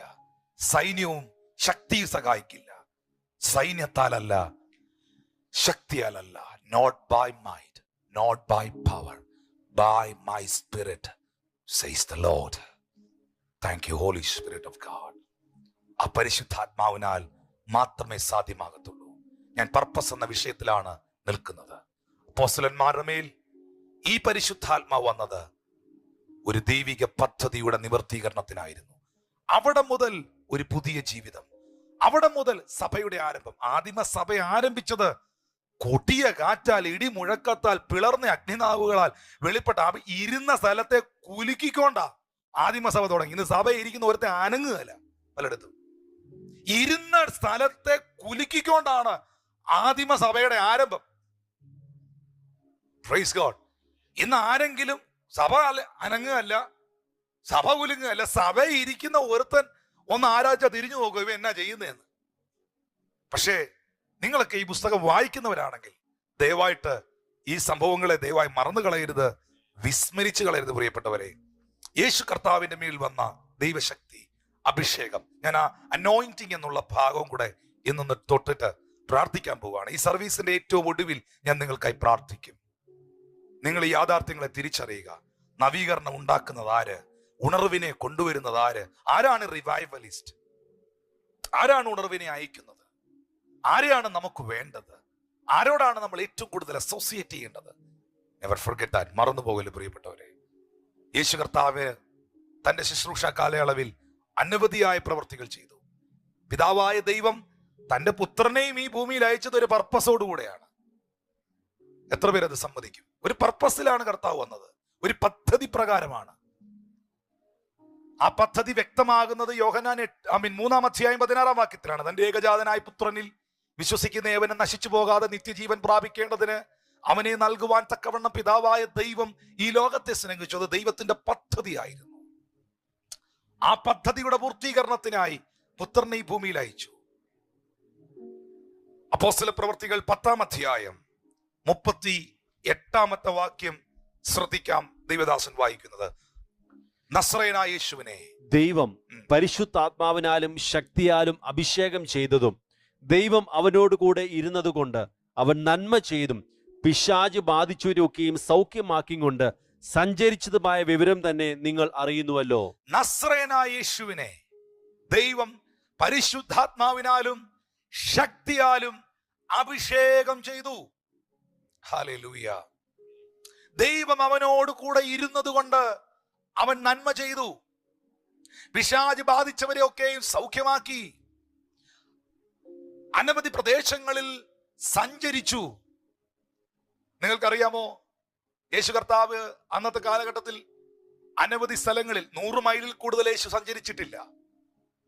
പക്ഷേ സഞ്ചരിക്കാവുന്ന ആ ഭാഗങ്ങളിൽ സഞ്ചരിച്ചെടുത്തെല്ലാം യേശു ഒരു വീട്ടിൽ ചെന്നാൽ ആ വീട്ടിലൊരു ദൈവപ്രവൃത്തി നടക്കുമായിരുന്നു.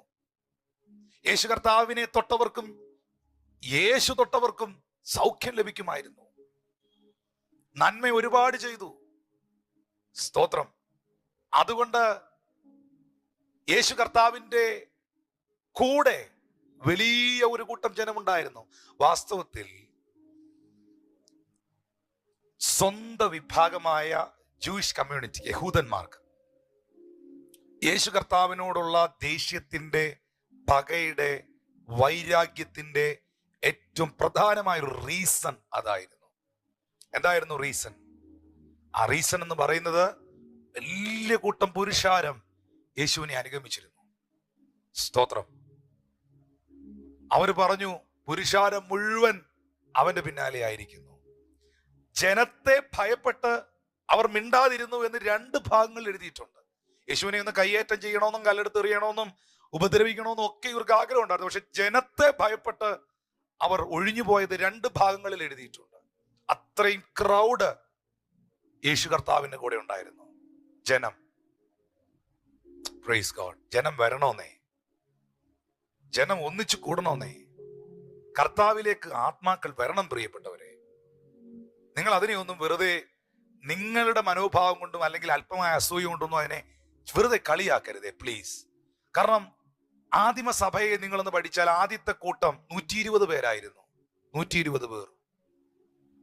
പിന്നെ ഒറ്റ സർവീസ് കൊണ്ട് 3000 പേർ സ്നാനപ്പെട്ടു. അടുത്ത ദിവസത്തെ സഭായോഗത്തിൽ 3120 പേരായിരുന്നു. പിന്നെ പുരുഷന്മാരുടെ എണ്ണം തന്നെ വർദ്ധിച്ചു, 5000 ആയി, 5000 ആയി. 10, 20, 30 എന്ന റേഞ്ചിലല്ല കയറിപ്പോയത്. 1000+1000 എന്നുള്ള റേഞ്ചിലാണ് സഭ വളർന്നത്. ആയിരക്കണക്കിന് ആൾക്കാരാണ് അപ്പോസ്തലന്മാരുടെ കാലഘട്ടത്തിൽ വിടുവിക്കപ്പെട്ടത്. ശമരിയ എന്ന് പറയുന്ന പട്ടണം മുഴുവൻ വലിയ സന്തോഷത്താൽ നിറഞ്ഞതാണ്. അപ്പോസ്തല പ്രവൃത്തി 8-ാം ആത്മാക്കൾ രക്ഷിക്കപ്പെടട്ടെ, ജനം ക്രിസ്തുവിലേക്ക് വരട്ടെ, അനേകർ ദൈവസ്നേഹം അനുഭവിക്കട്ടെ, അനേകർ ദൈവശക്തി അനുഭവിക്കട്ടെ. നിങ്ങളും പരിശുദ്ധാത്മാവിൽ നിറഞ്ഞാട്ടെ പ്രിയപ്പെട്ടവരെ, ആത്മശക്തിയിൽ നിറഞ്ഞാട്ടെ. നിങ്ങളുടെ കാഴ്ചപ്പാടുകൾക്ക് വ്യത്യാസമുണ്ടാകും. നിങ്ങളുടെ മുമ്പിൽ നിൽക്കുന്ന മൗണ്ടൻ അങ്ങ് പൊളിയട്ടെ. അതിനപ്പുറത്ത് ചില കാര്യമുണ്ടെന്ന് നിങ്ങൾക്ക് കാണാൻ പറ്റും. ഹല്ലേലൂയ. പ്രിയപ്പെട്ടവരെ, നസ്രയനായ യേശുവിനെ ദൈവം പരിശുദ്ധാത്മാവിനാലും ശക്തിയാൽ അഭിഷേകം ചെയ്തു. ആ അനോയിന്റിംഗ് ആണ്, ആ അഭിഷേകമാണ് രോഗികളെ സുഖപ്പെടുത്തിയത്, ബദ്ധന്മാർക്ക് വിടുതൽ കൊടുത്തത്. അത് യേശു തന്നെ പറഞ്ഞല്ലോ സഹോദരങ്ങളെ. ബദ്ധന്മാർക്ക് വിടുതലും കുരുടന്മാർക്ക് കാഴ്ചയും പീഡിതർക്ക് സ്വാതന്ത്ര്യം ഉണ്ടാകുവാൻ പിതാവായ ദൈവം എന്നെ അഭിഷേകം ചെയ്തിരിക്കുന്നു, അവന്റെ ആത്മാവ് എന്റെ മേളിൽ ഉണ്ട്. കർത്താവ് ക്ലിയർ ആയിട്ട് പറഞ്ഞു, ഞാൻ ആ അഭിഷേകം ക്യാരി ചെയ്യുന്നു. എന്താണ് ക്രിസ്തു എന്ന വാക്കിന്റെ അർത്ഥം? What is the meaning of Christ? The Christ mean anointed one. ക്രിസ്തു എന്ന വാക്കിന്റെ അർത്ഥം അഭിഷിക്തൻ എന്നാണ്. ഹല്ലേലൂയ. ആ അഭിഷേകമാണ് ഈ ഭൂമിയിൽ ക്രിസ്തുവിന്റെ ശുശ്രൂഷയിലൂടെ വെളിപ്പെട്ടു വന്നത്. ആ അനോയിന്റിങ്ങിന്റെ മുൻപിലാണ് അശുദ്ധാത്മാക്കൾ വിട്ടുപോയത്, ഭൂതങ്ങൾ അലറിയോടിയത്. ആ അഭിഷേകം കർത്താവിന്റെ മേൽ ഉള്ളത് കൊണ്ടാണ് ഒത്തിരി ശത്രുക്കളും അവനുണ്ടായത്, അസൂയാലുക്കൾ ഉണ്ടായത്. അതെപ്പോഴും ഓർക്കണം. വലിയ അഭിഷേകം തരണേ, വലിയ ദൈവകൃപ തരണേ, വലിയ പരിശുദ്ധാത്മ ശക്തി തരണേ എന്ന് പ്രാർത്ഥിക്കുന്ന കുഞ്ഞുങ്ങളെ, സഹോദരങ്ങളെ, കൂടപ്പുറപ്പുകളെ, എന്റെ പ്രിയപ്പെട്ടവരെ, വലിയ അഭിഷേകം കൊതിയോടെ, പ്രാർത്ഥനയോടെ, ദാഹത്തോടെ, ഉപവാസത്തോടെ ചോദിച്ചാൽ ദൈവത്തിന് അങ്ങനെ ഒരു പദ്ധതി നിങ്ങളുടെ മേൽ ഉണ്ടെങ്കിൽ നിങ്ങളുടെ മേൽ അത് പകരും. പക്ഷേ എറികൊള്ളാനും നിന്നെ അനുഭവിക്കാനും ഒക്കെ റെഡി ആയിക്കോണം. കാരണം അഭിഷേകമുള്ള ഒന്നിനെയും ആരും ഇന്നുവരെ വെറുതെ വിട്ടിട്ടില്ല. ദാവീദ് തുടങ്ങി, പഴയ നിയമം തുടങ്ങി, പുതിയ നിയമം തുടങ്ങി, സ്തേഫാനോസ് തുടങ്ങി, അപ്പോസ്തലന്മാര് തുടങ്ങി, ദൈവത്തിന്റെ യഥാർത്ഥമായ ശക്തിയുള്ള അഭിഷേകം ക്യാരി ചെയ്ത ഒന്നിനെയും അനാത്മീയന്മാർ വെറുതെ വിട്ടിട്ടില്ല. അനാത്മീയന്മാർ വെറുതെ വിട്ടിട്ടില്ല. ഈ സത്യങ്ങളെയൊക്കെ തിരിച്ചറിയുന്നവർക്കായി ഞാൻ ദൈവത്തെ സ്തുതിക്കുന്നു പ്രിയപ്പെട്ടവരെ. സ്തോത്രം. ഹല്ലേലൂയ. കഴിഞ്ഞ ദിവസം ഒരു കർത്തൃദാസൻ എന്നോട് ഒരു സംഭവം എക്സ്പ്ലെയിൻ ചെയ്തപ്പോൾ ഇവണ്ണം എന്നോട് പറയാനിടയായി. അതിശക്തമായ ദൈവത്താൽ ഉപയോഗിക്കപ്പെടുന്ന ഒരു ദൈവത്തിന്റെ അഭിഷിക്തൻ, അദ്ദേഹം അസാധാരണമായ നിലയിൽ വെല്ലുവിളികൾ അനുഭവിക്കുകയാണ്. അദ്ദേഹത്തിന്റെ കൂടെ വിശ്വസ്തനായി നിൽക്കുന്ന ഒരു ദൈവഭൃത്യനുണ്ട്. ഈ ദൈവദാസൻ അസാധാരണമായ പീഡകളും നിന്ദകളും കഷ്ടതകളും അനുഭവിക്കുന്നത് ഈ കൂടെ നിൽക്കുന്ന മനുഷ്യൻ കാണുകയാണ്. അദ്ദേഹം ഈ ഒരു പ്രത്യേക സാഹചര്യത്തിൽ ഈ കർത്തൃദാസന്റെ അരികിൽ വന്ന് മുട്ടുകുത്തിയിട്ട് പറഞ്ഞത്രേ, ദൈവദാസനെ, ആ കൈ എന്റെ തലയിലോട്ടൊന്ന് വെച്ചേ, നിങ്ങളുടെ മേലൊരു അപ്പോസ്തോലിക അഭിഷേകം വന്നെന്ന് ഞാൻ കാണുന്നു. അപ്പൊ ഈ സീനിയർ ആയിട്ടുള്ള പാസ്റ്റർ, ഈ സഭയുടെ ശുശ്രൂഷകൻ അദ്ദേഹത്തെ നോക്കി പറഞ്ഞു, അതെന്താ അങ്ങനെ പറഞ്ഞേ? നിങ്ങൾ അനുഭവിക്കുന്ന കഷ്ടതയും നിന്നെയും പ്രതിസന്ധിയും ചെറുതാണോ? എന്താണ് അപ്പോസ്തലിന്റെ പ്രത്യേകത? അപ്പോസ്തലിന്റെ ലക്ഷണങ്ങൾ 2 കൊരിന്ത്യർ 12:12. ഒന്നുകൂടെ പറയാം, 2 കൊരിന്ത്യർ 12:12. അപ്പോസ്തലിന്റെ ലക്ഷണങ്ങൾ സഹിഷ്ണുതയാലും അടയാളങ്ങളാലും അത്ഭുതങ്ങളാലും വീര്യപ്രവർത്തികളാലും നിങ്ങളിൽ വെളിപ്പെട്ടു വരും. ഒരുപാട് സഹിഷ്ണുതകൾ സഹിക്കുന്ന പേഷ്യൻസ്, ക്ഷമയില്ലാതെ പറ്റില്ല. ഒരുപാട് ക്ഷമയുള്ള അനുഭവങ്ങൾ, ക്ഷമിക്കപ്പെടുന്ന അനുഭവങ്ങൾ. ക്ഷമിക്കപ്പെടണമെങ്കിൽ എന്തുണ്ടാകണം? ആക്രമണങ്ങൾ ഉണ്ടാകണം, അറ്റാക്കുകൾ ഉണ്ടാകണം, പ്രതിസന്ധികൾ ഉണ്ടാകണം. ആ സമയത്ത് നമ്മൾ പേഷ്യൻസ്, ആ ഒരു ക്ഷമ നമ്മളിൽ ഉണ്ടാകണം. ആ ക്ഷമയും വിധേയത്വവും ദൈവത്തോടുള്ള സ്നേഹവും കണ്ടപ്പോൾ ഈ സഹശുശ്രൂഷൻ പറഞ്ഞത്ര, ആ കൈ എന്റെ തലയിലോട്ടൊന്ന് വെച്ചേ, നിങ്ങളിൽ ഒരു അപ്പോസ്തോലിക അഭിഷേകം ഉണ്ടെന്ന് ഈ സാഹചര്യത്തിൽ ഞാൻ മനസ്സിലാക്കുക. കാരണം അപ്പോസ്തലന്മാർക്ക് കൊണ്ടതല്ല എറികളാണ്, അപ്പോസ്തലന്മാർ ഏറ്റതെല്ലാം നിന്ദകളാണ്, അപ്പോസ്തലന്മാർക്ക് കിട്ടിയതെല്ലാം പഴികളാണ്, അപ്പോസ്തലന്മാർ അനുഭവിച്ചതെല്ലാം പീഡനങ്ങളാണ്. ഹല്ലേലൂയ. തയ്യാറാണോ? അഭിഷേകം വർദ്ധിക്കട്ടെ, ദൈവകൃപ വർദ്ധിക്കട്ടെ, ദൈവശക്തി വർദ്ധിക്കട്ടെ എന്നൊക്കെ പ്രാർത്ഥിക്കുന്ന ഒരുപാട് പേരുണ്ട്. കർത്താവ് തരും. ദൈവ പദ്ധതി ഉണ്ടെങ്കിൽ കൂട്ടത്തിൽ ഇതും വരും എന്ന് ഓർക്കുക, കൂട്ടത്തിൽ ഇതും ഉണ്ട് എന്ന് മനസ്സിലാക്കുക. ഹല്ലേലൂയ. കർത്താവിന് വേണ്ടി എന്ത് നിന്ദയും എന്ത് കഷ്ടതയും എന്ത് പീഡനവും എന്ത് പരിഹാസവും സഹിക്കാൻ നിങ്ങൾ തയ്യാറാണെങ്കിൽ, യേശുക്രിസ്തു ഇവിടെ പറഞ്ഞു. ആ സംഭവം ഇവിടെ വ്യക്തമാണിത്. തിരുവെടുത്താണ് ഞാൻ പ്രസ്താവിക്കുന്നത്. ദൈവത്തിന്റെ ആലയത്തിൽ നിന്നുകൊണ്ട് യേശു പറഞ്ഞു, ബദ്ധന്മാർക്ക് വിടുതലും കുരുടന്മാർക്ക് കാഴ്ചയും പീഡിതർക്ക് സ്വാതന്ത്ര്യം ഉണ്ടാകുവാൻ അവൻ എന്നെ അഭിഷേകം ചെയ്തിരിക്കുന്നു, അവന്റെ ആത്മാവ് എന്റെ മേൽ ഉണ്ട്, ഈ തിരുവെഴുത്തുകൾക്ക് നിവർത്തി വന്നിരിക്കുന്നു എന്ന് പറഞ്ഞപ്പോൾ അവരെന്താ ചെയ്യാൻ ശ്രമിച്ചേ? ഒരു വലിയ മലയുടെ മേളിൽ കൊണ്ടുപോയിട്ട് യേശുവിനെ അതിന്റെ മുകളിൽ നിന്ന് താഴേക്ക് തള്ളിയിട്ട് കൊല്ലാൻ ശ്രമിച്ചു. എന്റെ മേളിൽ അഭിഷേകമുണ്ട്, ഈ തിരുവെഴുത്തിന് നിവർത്തി വന്നിരിക്കുന്നു എന്ന് പറഞ്ഞപ്പോൾ അത്ര എതിർപ്പായിരുന്നു പരിശുദ്ധാത്മാവിനോടും മശിഹായോടും. ഹല്ലേലൂയ. സ്തോത്രം. ഇന്നത്തെ പ്രത്യേക ചില സാഹചര്യത്തിൽ ചിലരുടെ മേളിലൊക്കെ ആത്മാവ് ഉണ്ടോ എന്ന് തന്നെ പരിശോധിക്കേണ്ടിയിരിക്കുന്നു. കാരണം നമ്മുടെ കർത്താവും അപ്പോസ്തലന്മാരും കടന്നുപോയ സാഹചര്യം വെച്ച് കമ്പയർ ചെയ്ത് പഠിക്കുമ്പോൾ, ഹല്ലേലൂയ, സ്തോത്രം, എനിക്ക് ഒരു എതിർപ്പുമില്ല ബ്രദറെ, എനിക്ക് ഒരു പീഡനമില്ല ബ്രദറെ, എന്നെ ആരും ഉപദ്രവിക്കുന്നില്ല ബ്രദറെ, എന്നെ ആരും കളിയാക്കുന്നില്ല ബ്രദറെ. ശരിക്കും രക്ഷിക്കപ്പെട്ടതാണോ? ആണോ? ഉറപ്പായിട്ടും അഭിഷേകം പ്രാപിച്ചിട്ടുണ്ടോ? ഉണ്ടെങ്കിൽ ഈ സാധനമൊക്കെ ഉണ്ടെന്നാ ഇതിനകത്ത് എഴുതിയിരിക്കുന്നത്. അതുകൊണ്ട് ചോദിച്ചെന്നേ ഉള്ളൂ. സ്തോത്രം. Praise God. ഉപദ്രവങ്ങളോടുകൂടെ നിങ്ങൾക്ക് ഇതെല്ലാം ഇരട്ടി. കർത്താവ് തന്നെ പറഞ്ഞു, എന്റെ നാമത്തിൽ അപ്പനെയോ അമ്മയോ വീടോ നിലങ്ങളെയോ വിട്ടുകളയുന്നവർക്ക് ഉപദ്രവങ്ങളോട് കൂടെ ഇതെല്ലാം 100 മടങ്ങ് കിട്ടുമെന്ന. നമ്മൾ ഈ 100 മടങ്ങ് എന്ന് കേൾക്കുമ്പം ഗ്ലോറി, സ്തോത്രം, 100 മടങ്ങ് 100 മടങ്ങ്.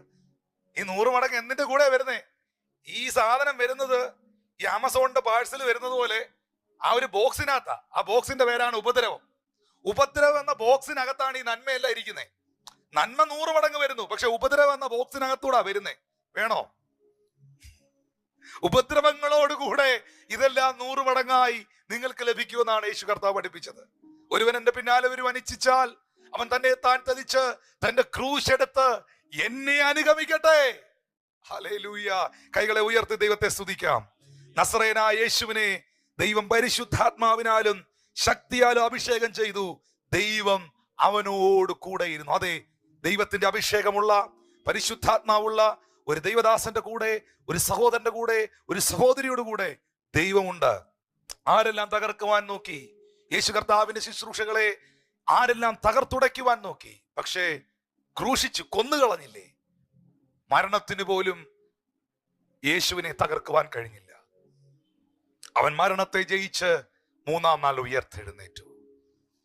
അപ്പോസ്തലന്മാരെ ഉപദ്രവിച്ചു, പീഡകൾ അഴിച്ചുവിട്ടു. അവർ ചിതറിപ്പോയി. ചർച്ചിനെ അവർ കസക്കി എറിഞ്ഞു. ഇവിടെ യോഗം നടത്താൻ പറ്റില്ലെന്ന് പറഞ്ഞു. അവർ 4 വഴിക്കും ചിതറിപ്പോയി. ആ ചിതറിപ്പോയിടത്തെല്ലാം ഉണർവുകൾ ഉണ്ടായി. ഹല്ലേലൂയ. കാരണം ആ ചിതറിപ്പോയതെല്ലാം അഗ്നി കഷ്ണങ്ങളായിരുന്നു. ആ അഗ്നി കഷ്ണങ്ങൾ ചെന്ന് വീണെടുത്തെല്ലാം തീപിടുത്തമുണ്ടായി. ആ അഗ്നി കഷ്ണങ്ങൾ ചെന്ന് വീണെടുത്തെല്ലാം ദൈവശക്തി സ്പ്രെഡ് ചെയ്തു. അതാണ് അപ്പോസ്തല പ്രവൃത്തി 8-ാം അധ്യായത്തിലൊക്കെ കാണുന്ന ശമരിയയിലെ ഉണർവ് എന്ന് പറയുന്നത്. ഹല്ലേലൂയ. എന്നെ കേൾക്കുന്ന സഹോദരങ്ങളെ, അനോയിന്റിങ് എന്ന വിഷയത്തിലേക്ക് ഞാൻ വരട്ടെ. എല്ലാവർക്കും വളരെ ഇഷ്ടമുള്ള ഒരു സബ്ജക്റ്റാണ് അഭിഷേകം, പരിശുദ്ധ ആത്മാവ്. നമ്മുടെ കർത്താവിന്റെ വരവ് ഏറ്റവും സമീപമായിരിക്കുമ്പോൾ നമ്മൾ മനസ്സിലാക്കേണ്ട ഒരു കാര്യമുണ്ട്. ഞാൻ പറഞ്ഞല്ലോ പ്രാരംഭത്തിൽ, we are not a last days, we are in a last minutes. നമ്മൾ അവസാന ദിവസങ്ങളിലല്ല സഭയെ, നമ്മൾ അവസാന ദിവസങ്ങളിലല്ല, അവസാന നാളുകളിലല്ല, അവസാന മണിക്കൂറുകളിലുമല്ല, അവസാന മിനിറ്റുകളിലാണ്. നമ്മുടെ കർത്താവിന്റെ വരവ് അതിവേഗം സംഭവിക്കാൻ പോകുന്നു. ഇന്ന് ഈ ലോകത്തിൽ കാണുന്ന പല കാര്യങ്ങളും, നിങ്ങൾ മാധ്യമങ്ങളിലൂടെ കാണുന്ന ഒട്ടുമുക്കാൽ കാര്യങ്ങളും കർത്താവിന്റെ വരവിന്റെ ലക്ഷണങ്ങളാണ്.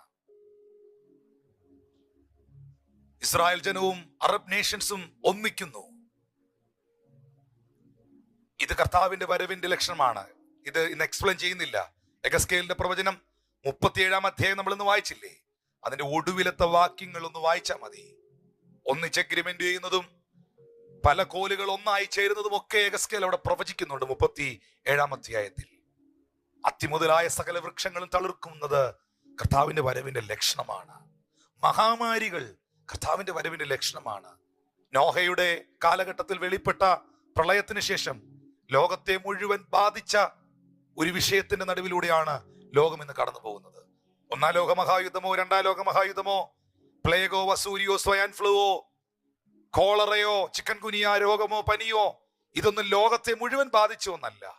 പക്ഷെ ലോകത്തെ മുഴുവൻ ബാധിച്ച, ലോകത്തിലെ സകല മനുഷ്യരും ഒരുപോലെ മാസ്ക് ധരിച്ചുകൊണ്ട് പോകുന്ന ഒരു സാഹചര്യം എന്ന് പറയുന്നത് നോഹയുടെ പ്രളയം കഴിഞ്ഞാൽ ഈ ഒരു പ്രത്യേക സാഹചര്യമാണ്.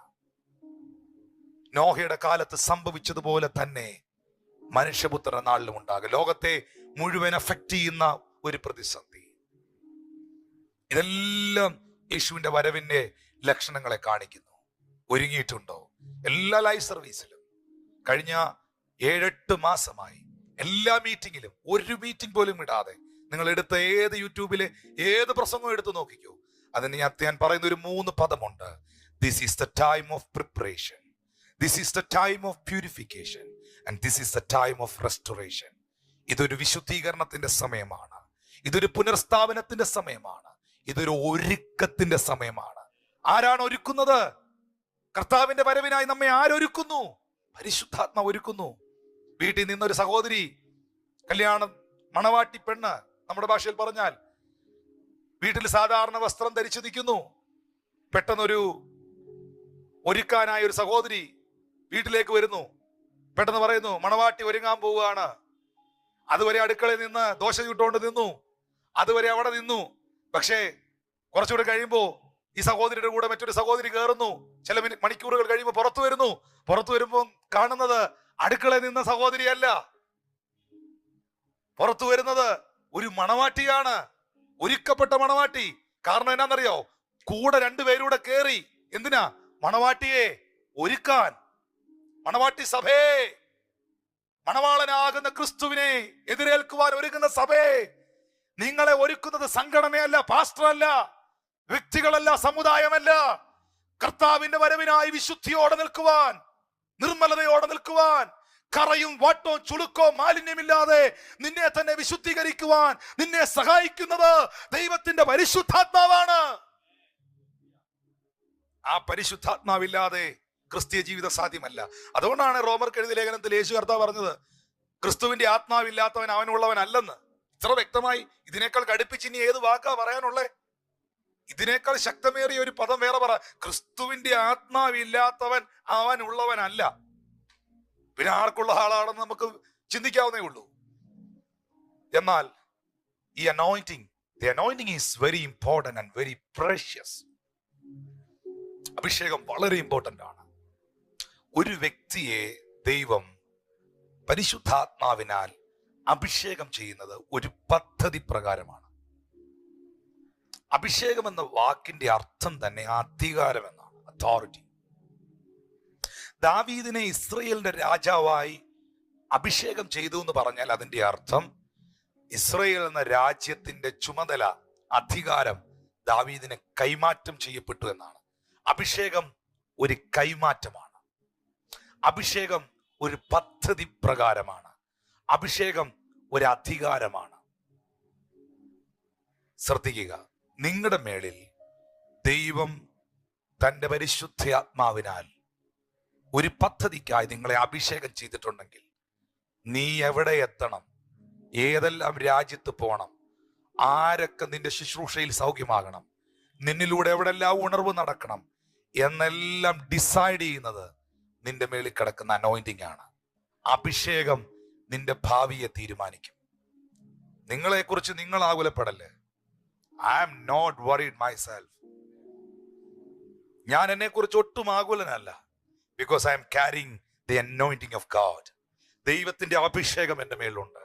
ആ അഭിഷേകമാണ് ഡിസൈഡ് ചെയ്യുന്നേ ടിനു ജോർജ് എവിടെ പോകണം, അവന്റെ ശുശ്രൂഷയിൽ എത്ര ആത്മാക്കൾ വിടുവിക്കപ്പെടണം, ഏതെല്ലാം ടൈപ്പ് രോഗികൾ സൗഖ്യമാകണം, എവിടൊക്കെ ആ മനുഷ്യനെയും കൊണ്ട് ഉണർവുണ്ടാക്കണം എന്ന അഭിഷേകമാണ് ഡിസൈഡ് ചെയ്യുന്നേ. ആ അനോയിന്റിംഗ് റിലീസ് ആകുന്നേ. Without him I can do nothing. ഈ അഭിഷേകം ഇല്ലെങ്കിൽ എന്തിനു കൊള്ളാം? ഈ പരിശുദ്ധാത്മാവില്ലെങ്കിൽ എന്തിനു കൊള്ളാം? We are the normal persons. Nothing. ഒന്നിനും കൊള്ളില്ല. അതുകൊണ്ടാണ് പൗലോസ് പറഞ്ഞ I can do all things. എനിക്കെല്ലാം ചെയ്യാൻ പറ്റും. Philippians chapter 4:13. ഫിലിപ്പിയർ 4:13. എന്നെ ശക്തനാക്കുന്നവൻ മുഖാന്തരം. എന്നെ ശക്തനാക്കുന്ന ഒരുത്തൻ എൻ്റെ അകത്തുണ്ട്. എനിക്ക് ശക്തി നൽകുന്ന ഒരുത്തൻ എൻ്റെ അകത്തുണ്ട്. ആ പവറാണ് ഇമ്പോർട്ടന്റ്. ആ പവർ പോയാൽ പോയി. പവർ സപ്ലൈ പോയാൽ പിന്നെ ഈ ലൈറ്റ് കൊണ്ട് അർത്ഥമില്ല. പവർ സപ്ലൈ പോയാൽ പിന്നെ ഈ മൈക്ക് കൊണ്ട് അർത്ഥമില്ല. പവർ സപ്ലൈ പോയാൽ പിന്നെ ഈ കീബോർഡ് പ്രവർത്തിക്കില്ല. പവർ ഇല്ലെങ്കിൽ, നിന്നില്ല പവർ സപ്ലൈ ഇല്ലെങ്കിൽ വെറും പടമാണ്. എൻ്റെ ഭാഷ പറഞ്ഞു, വെറും പടം. സ്തോത്രം. വെറും ഒരു പടമായി ജീവിക്കണോ? പ്രകാശം കൊടുക്കണോ? മ്യൂസിക് കൊണ്ടുവരണോ? നന്മ ചെയ്യണോ? അതാ നസറേനായ യേശുവിനെ ദൈവം പരിശുദ്ധാത്മാവിനാലെ ശക്തിയാൽ അഭിഷേകം ചെയ്തു. അതുകൊണ്ട് എന്ത് സംഭവിച്ചു? നന്മ ചെയ്തു. ഭൂതത്തെ പുറത്താക്കി, രോഗികളെ സൗഖ്യമാക്കി. എന്നിട്ട് കർത്താവ് പരസ്യമായിട്ട് വിളിച്ചു പറഞ്ഞു, അവന്റെ ആത്മാവ് എന്റെ മേലുണ്ട്, അവൻ എന്നെ അഭിഷേകം ചെയ്തിട്ടുണ്ടെന്ന്. His anointing is with me എന്ന് യേശു പറഞ്ഞു. അവന്റെ അഭിഷേകം എന്റെ കൂടെ ഉണ്ടെന്ന് പറഞ്ഞു. ആ അഭിഷേകം നിന്നെ എത്തിക്കേണ്ടടുത്ത് എത്തിക്കും. ആ അഭിഷേകമാണ് നിന്റെ നിലവാരം. But how we can receive the anointing of God, the power of Holy Spirit? It's a very important question. പരിശുദ്ധാത്മാവിന്റെ അഭിഷേകം, ശക്തി നമുക്ക് എങ്ങനെ സ്വീകരിക്കാൻ പറ്റും? അതിനുള്ള വഴികൾ എന്തൊക്കെയാണ്? അല്ലെങ്കിൽ അതിനുള്ള കീസ് വേദപുസ്തക അടിസ്ഥാനത്തിൽ എന്തൊക്കെയാണ്? ഒന്നാമതായിട്ട് മനസ്സിലാക്കേണ്ട ഒരു സത്യം എന്ന് പറയുന്നത്, നിങ്ങളെ അഭിഷേകം ചെയ്യുന്നത് ഒരിക്കലും ഒരു മനുഷ്യനല്ല എന്നുള്ളതാണ്. പക്ഷെ മനുഷ്യരെ ദൈവം അതിനായി ഉപയോഗിക്കും. ഞാൻ അതിലേക്ക് വരുന്നു. എപ്പോഴും അനോയിന്റിങ് ദൈവത്തിന്റെയാണ്.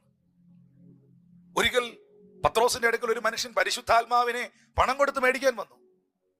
അയ്യോ, പിന്നെ ആ ചരിത്രമൊന്നും പറയാതിരിക്കുന്ന നല്ലത്. അവൻ ശപിക്കപ്പെട്ടു. പത്രോസിന് വളരെ ദേഷ്യമുണ്ടായി. പത്രോസിന്റെ ആ ദേഷ്യം പുറത്തു വന്നു. ഒരു കോപത്തിൽ അവനോട് സംസാരിച്ചു. പട്ടാപകലിൽ അവന് ദൈവിക ന്യായവിധി ഉണ്ടായി. നോ, പണം കൊടുത്ത് മേടിക്കാൻ കഴിയുന്നല്ലിത്, മനുഷ്യർക്ക് തരുവാൻ കഴിയുന്നതല്ലിത്. ഇത് അഭിഷേകം ദൈവത്തിൻ്റെതാണ്. പരിശുദ്ധാത്മാവ് അവന്റെ ആത്മാവാണ്. ഇന്ന് ഈ ഭൂമിയിൽ പരിശുദ്ധാത്മാവുണ്ട്. ഞാനിത് പ്രസംഗിക്കുമ്പോൾ തന്നെ ചിലർ അന്യഭാഷയിൽ പ്രാർത്ഥിക്കുന്നുണ്ടെന്ന് എനിക്കറിയാം. ആരൊക്കെയോ ദൈവ സാന്നിധ്യം അനുഭവിക്കുന്നുണ്ടെന്ന് എനിക്കറിയാം. ഞാനത് വിശ്വസിക്കുകയാണ്. ഞാൻ ആ പ്രാർത്ഥനയോടുകൂടെയാണ് ഇവിടെ നിൽക്കുന്നത്. അവരെ ദൈവം സ്പർശിക്കട്ടെ എന്ന് ഞാൻ ആഗ്രഹിക്കുന്നു. നിഴലായതിനെ പൊരുളാക്കുവാൻ പുത്രനായ യേശു ഈ ഭൂമിയിൽ വന്നു. ന്യായപ്രമാണത്തെ നിവർത്തിക്കുവാൻ പുത്രനെ ഈ ഭൂമിയിലേക്ക് അയച്ചു. താൻ മരിച്ചടക്കപ്പെട്ട് ക്രൂശിൽ കിടന്ന് സകലത് നിവൃത്തിയായ അരുളി ചെയ്ത് പുനരുത്ഥാനം ചെയ്ത് കല്ലറകളെ ജയിച്ച് താൻ സ്വർഗാരോഹണം ചെയ്യുന്നതിന് തൊട്ടു മുൻപ് പറഞ്ഞു, നിങ്ങൾ ഉയരത്തിലെ ശക്തി ധരിക്കണം. എനിക്ക് എല്ലാ നാളും നിങ്ങളോട് കൂടെ ഇരിക്കാൻ പറ്റിയിട്ടില്ല, പക്ഷെ എന്നേക്കും നിങ്ങളോട് കൂടെ ഇരിക്കേണ്ടതിന് ഞാൻ എൻ്റെ കാര്യസ്ഥനെ നിങ്ങളുടെ മേൽ അയക്കും.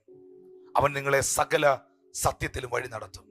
പാപത്തെക്കുറിച്ചും നീതിയെക്കുറിച്ചും ന്യായവിധിയെക്കുറിച്ചുമുള്ള ബോധ്യം ആ പരിശുദ്ധാത്മാവ് നിങ്ങൾക്ക് നൽകി തരും. ആ വാഗ്ദത്തത്തിന്റെ നിവൃത്തീകരണത്തിന് പ്രിയപ്പെട്ടവരെ, ആ പെന്തിക്കോസ് നാൾ വന്നപ്പോൾ അവർ ഒന്നിച്ചു കൂടിയിരുന്നത്. ഡേ ഓഫ് പർപ്പസ്, പദ്ധതിയുടെ ദിനം, ദൈവ പദ്ധതിയുടെ ദിനം.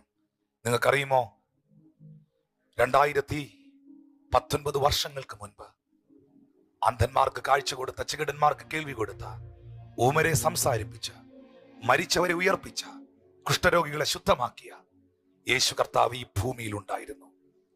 പലപ്പോഴും നമ്മൾ ചിന്തിച്ചിട്ടുള്ള ഒരു കാര്യം, ആത്മീയരായിട്ടുള്ളവർ, ഞാൻ ആഗ്രഹിച്ചുള്ള കർത്താവേ, നീ ഈ ഭൂമിയിൽ വന്ന ആ സമയത്ത് ഞാൻ ഉണ്ടായിരുന്നെങ്കിൽ, നിന്റെ കൂടെ എനിക്കൊന്ന് നടക്കാൻ പറ്റിയിരുന്നെങ്കിൽ, നീ ചെയ്യുന്ന അത്ഭുതങ്ങൾ എനിക്കൊന്ന് കാണാൻ പറ്റിയിരുന്നെങ്കിൽ, നിന്റെ വായിൽ നിന്ന് വരുന്ന വചനങ്ങൾ അന്നത്തെ കാലത്ത് ഞാനൊന്ന് ജനിച്ചിരുന്നെങ്കിൽ എന്ന് ചിലപ്പോഴൊക്കെ ഞാൻ ചിന്തിച്ചിട്ടുണ്ട്. എന്റെ തെറ്റായിരിക്കാം, ചിലപ്പോൾ നന്മയായിരിക്കാം. പക്ഷേ നിങ്ങൾക്കറിയുമോ, ഇന്ന് ഈ ഭൂമിയിൽ അവന്റെ ആത്മാവുണ്ട്. It's a grace period. ഇത് കൃപയുടെ സമയമാണ്. ഈ ഗ്രേസ് പീരീഡ് കഴിയാൻ പോവാ കേട്ടോ. അത് അവസാന മണിക്കൂറുകളല്ല, അവസാന ദിനങ്ങളിലല്ല. ഈ കൃപയുടെ വാതിലടയാൻ മിനിറ്റുകളാണ്. അധികം താമസം വിന അത് സംഭവിക്കുവാൻ പോവുകയാണ് ദൈവത്തിന്റെ ജനമേ. എന്നാൽ സഭ ജനം തിരിച്ചറിയുക, ഇന്ന് അവന്റെ ആത്മാവ് ഈ ഭൂമിയിലുണ്ട്. അതിനെ നമുക്ക് സ്വീകരിക്കുവാൻ, പ്രാപിക്കുവാൻ കഴിയണം. അടുത്ത ആഴ്ചയിൽ, നെക്സ്റ്റ് സൺഡേയിൽ ഞാൻ ഈ വിഷയം തൊടുവാൻ ആഗ്രഹിക്കുന്നു. How to receive the anointing of God. 3 പോയിന്റുകൾ ഞാൻ അതിന് പറയാൻ പോവുകയാണ്. കീസ് നോട്ട് ചെയ്യുക. അടുത്ത സൺഡേയിൽ, ഞായറാഴ്ച, നമ്മുടെ കർത്താവിന്റെ വരവ് വൈകുന്നെങ്കിൽ നമുക്കത് കേൾക്കാം.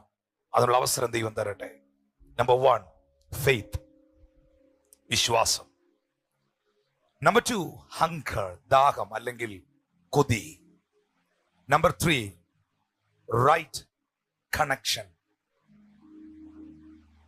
Price God. 1, വിശ്വാസം. യോഹന്നാന്റെ സുവിശേഷം 7-ാം അധ്യായം 37-ാം വാക്യം, ദാഹിക്കുന്നവൻ എന്റെ അടുക്കൽ വന്ന് കുടിക്കട്ടെ, എന്നിൽ വിശ്വസിക്കുന്നവന്റെ ഉള്ളിൽ നിന്ന് തിരുവെടുത്ത് പറയുന്നത് പോലെ ജീവജലത്തിന്റെ നദി ഒഴുകും. രണ്ടാമതായി, that is very important thing. Number 1 is faith. Number 2, what is that? മഴ കാരണം കേൾക്കാൻ പറ്റുന്നില്ല അല്ലേ? ഹങ്കർ, ദാഹം. യെശയ്യാവിന്റെ പ്രവചന പുസ്തകത്തിൽ എഴുതിയിരിക്കുന്നു, ദാഹിക്കുന്നവൻ അടുക്കലേക്ക് ഞാൻ നീരൊഴുക്കിനെ പകരും, വരണ്ട നിലത്ത് ഞാൻ നീരൊഴുക്കിനെ പകരും. ആ വരണ്ട അനുഭവത്തിൽ, ആ ദാഹത്തിന്റെ അനുഭവത്തിൽ, hunger, thirst, that is important. Number 3, right connection. ദൈവത്താൽ അനുവദിക്കപ്പെടുന്ന യഥാർത്ഥമായ ബന്ധങ്ങൾ, വിശ്വാസത്താൽ, ദാഹത്താൽ, ബന്ധത്താൽ. ഈ 3 വഴികളിൽ ദൈവത്തിന്റെ ശക്തി, ദൈവത്തിന്റെ അഭിഷേകം നമ്മിൽ വെളിപ്പെടുന്നു. അത് അടുത്ത ആഴ്ചയിൽ കർത്താവ് അനുവദിച്ചാൽ നാം കേൾക്കാൻ പോകും. ഇന്ന് ഒരു നിമിഷം നമ്മുടെ കരങ്ങളെ ഉയർത്തിപ്പിടിക്കാം. നമുക്ക് ദൈവസന്നിധിയിൽ പ്രാർത്ഥിക്കാം. കർത്താവേ, ആ കാറ്റ് എന്റെ മേൽ, എന്റെ കുടുംബത്തിന്റെ മേൽ വീശണമേ. ഞങ്ങളുടെ നടുവിൽ അയച്ച എൽഷദായിലെ എല്ലാ കുടുംബങ്ങളും, എൽഷദായി മിനിസ്ട്രീസിലെ എല്ലാ വിശ്വാസികളും അറിയുക, നമ്മുടെ നടുവിൽ ദൈവം വലിയൊരു ഉണർവിനെ അയച്ചിട്ടുണ്ട്. ജിജിപ്പാസൂടെ പ്രാർത്ഥിച്ചിരുന്നു, ഉണർവിനെ അയക്കണം. അത് വാസ്തവത്തിൽ ദേശങ്ങളിൽ, ഇനിയും അനവധി രാജ്യങ്ങളിൽ ആ ഉണർവിനെ അയക്കണം എന്നാണ് അദ്ദേഹം പ്രാർത്ഥിച്ചത്. പക്ഷേ ഞങ്ങൾക്ക് എല്ലാവർക്കും അറിയാവുന്നൊരു കാര്യമുണ്ട്, already we are in the midst of that revival. ഞങ്ങൾ ആ ഉണർവിലാണ്. ഈ സഭയുടെ ആരംഭം തന്നെ ദൈവം അയച്ച ഉണർവാണ്. ഒരു സഭയുണ്ടാക്കി ഒരു ഉണർവുണ്ടായതല്ല. ഈ പട്ടണത്തിൽ വെളിപ്പെട്ട വലിയൊരു ഉണർവിൽ നിന്ന് ദൈവം ഈ സഭയെ രൂപാന്തരപ്പെടുത്തിയതാണ്. ആ ഉണർവിന്റെ അഗ്നി ഇവിടെയുണ്ട്. ആ ഉണർവിന്റെ ഭാഗങ്ങളാണ് നിങ്ങൾ ഓരോരുത്തരും. ആ ഉണർവിന്റെ ശക്തിയാൽ, പരിശുദ്ധാത്മാവിന്റെ നവീകരണത്താൽ നിങ്ങൾ നിറയപ്പെടട്ടെ. പ്രിയപ്പെട്ടവരെ, ദേശത്തെ ദൈവം സ്പർശിക്കട്ടെ. എല്ലാവരും ഒരുമിച്ച് പ്രാർത്ഥിച്ചേ. ഈ സമയത്ത് ആരും അലക്ഷ്യരാകരുത്, ആരും അലക്ഷ്യരാകരുത്. ആ കൈകളെ ഉയർത്തിപ്പിടിച്ച് ശബ്ദമുയർത്തി അന്യഭാഷയിൽ പ്രാർത്ഥിച്ച്,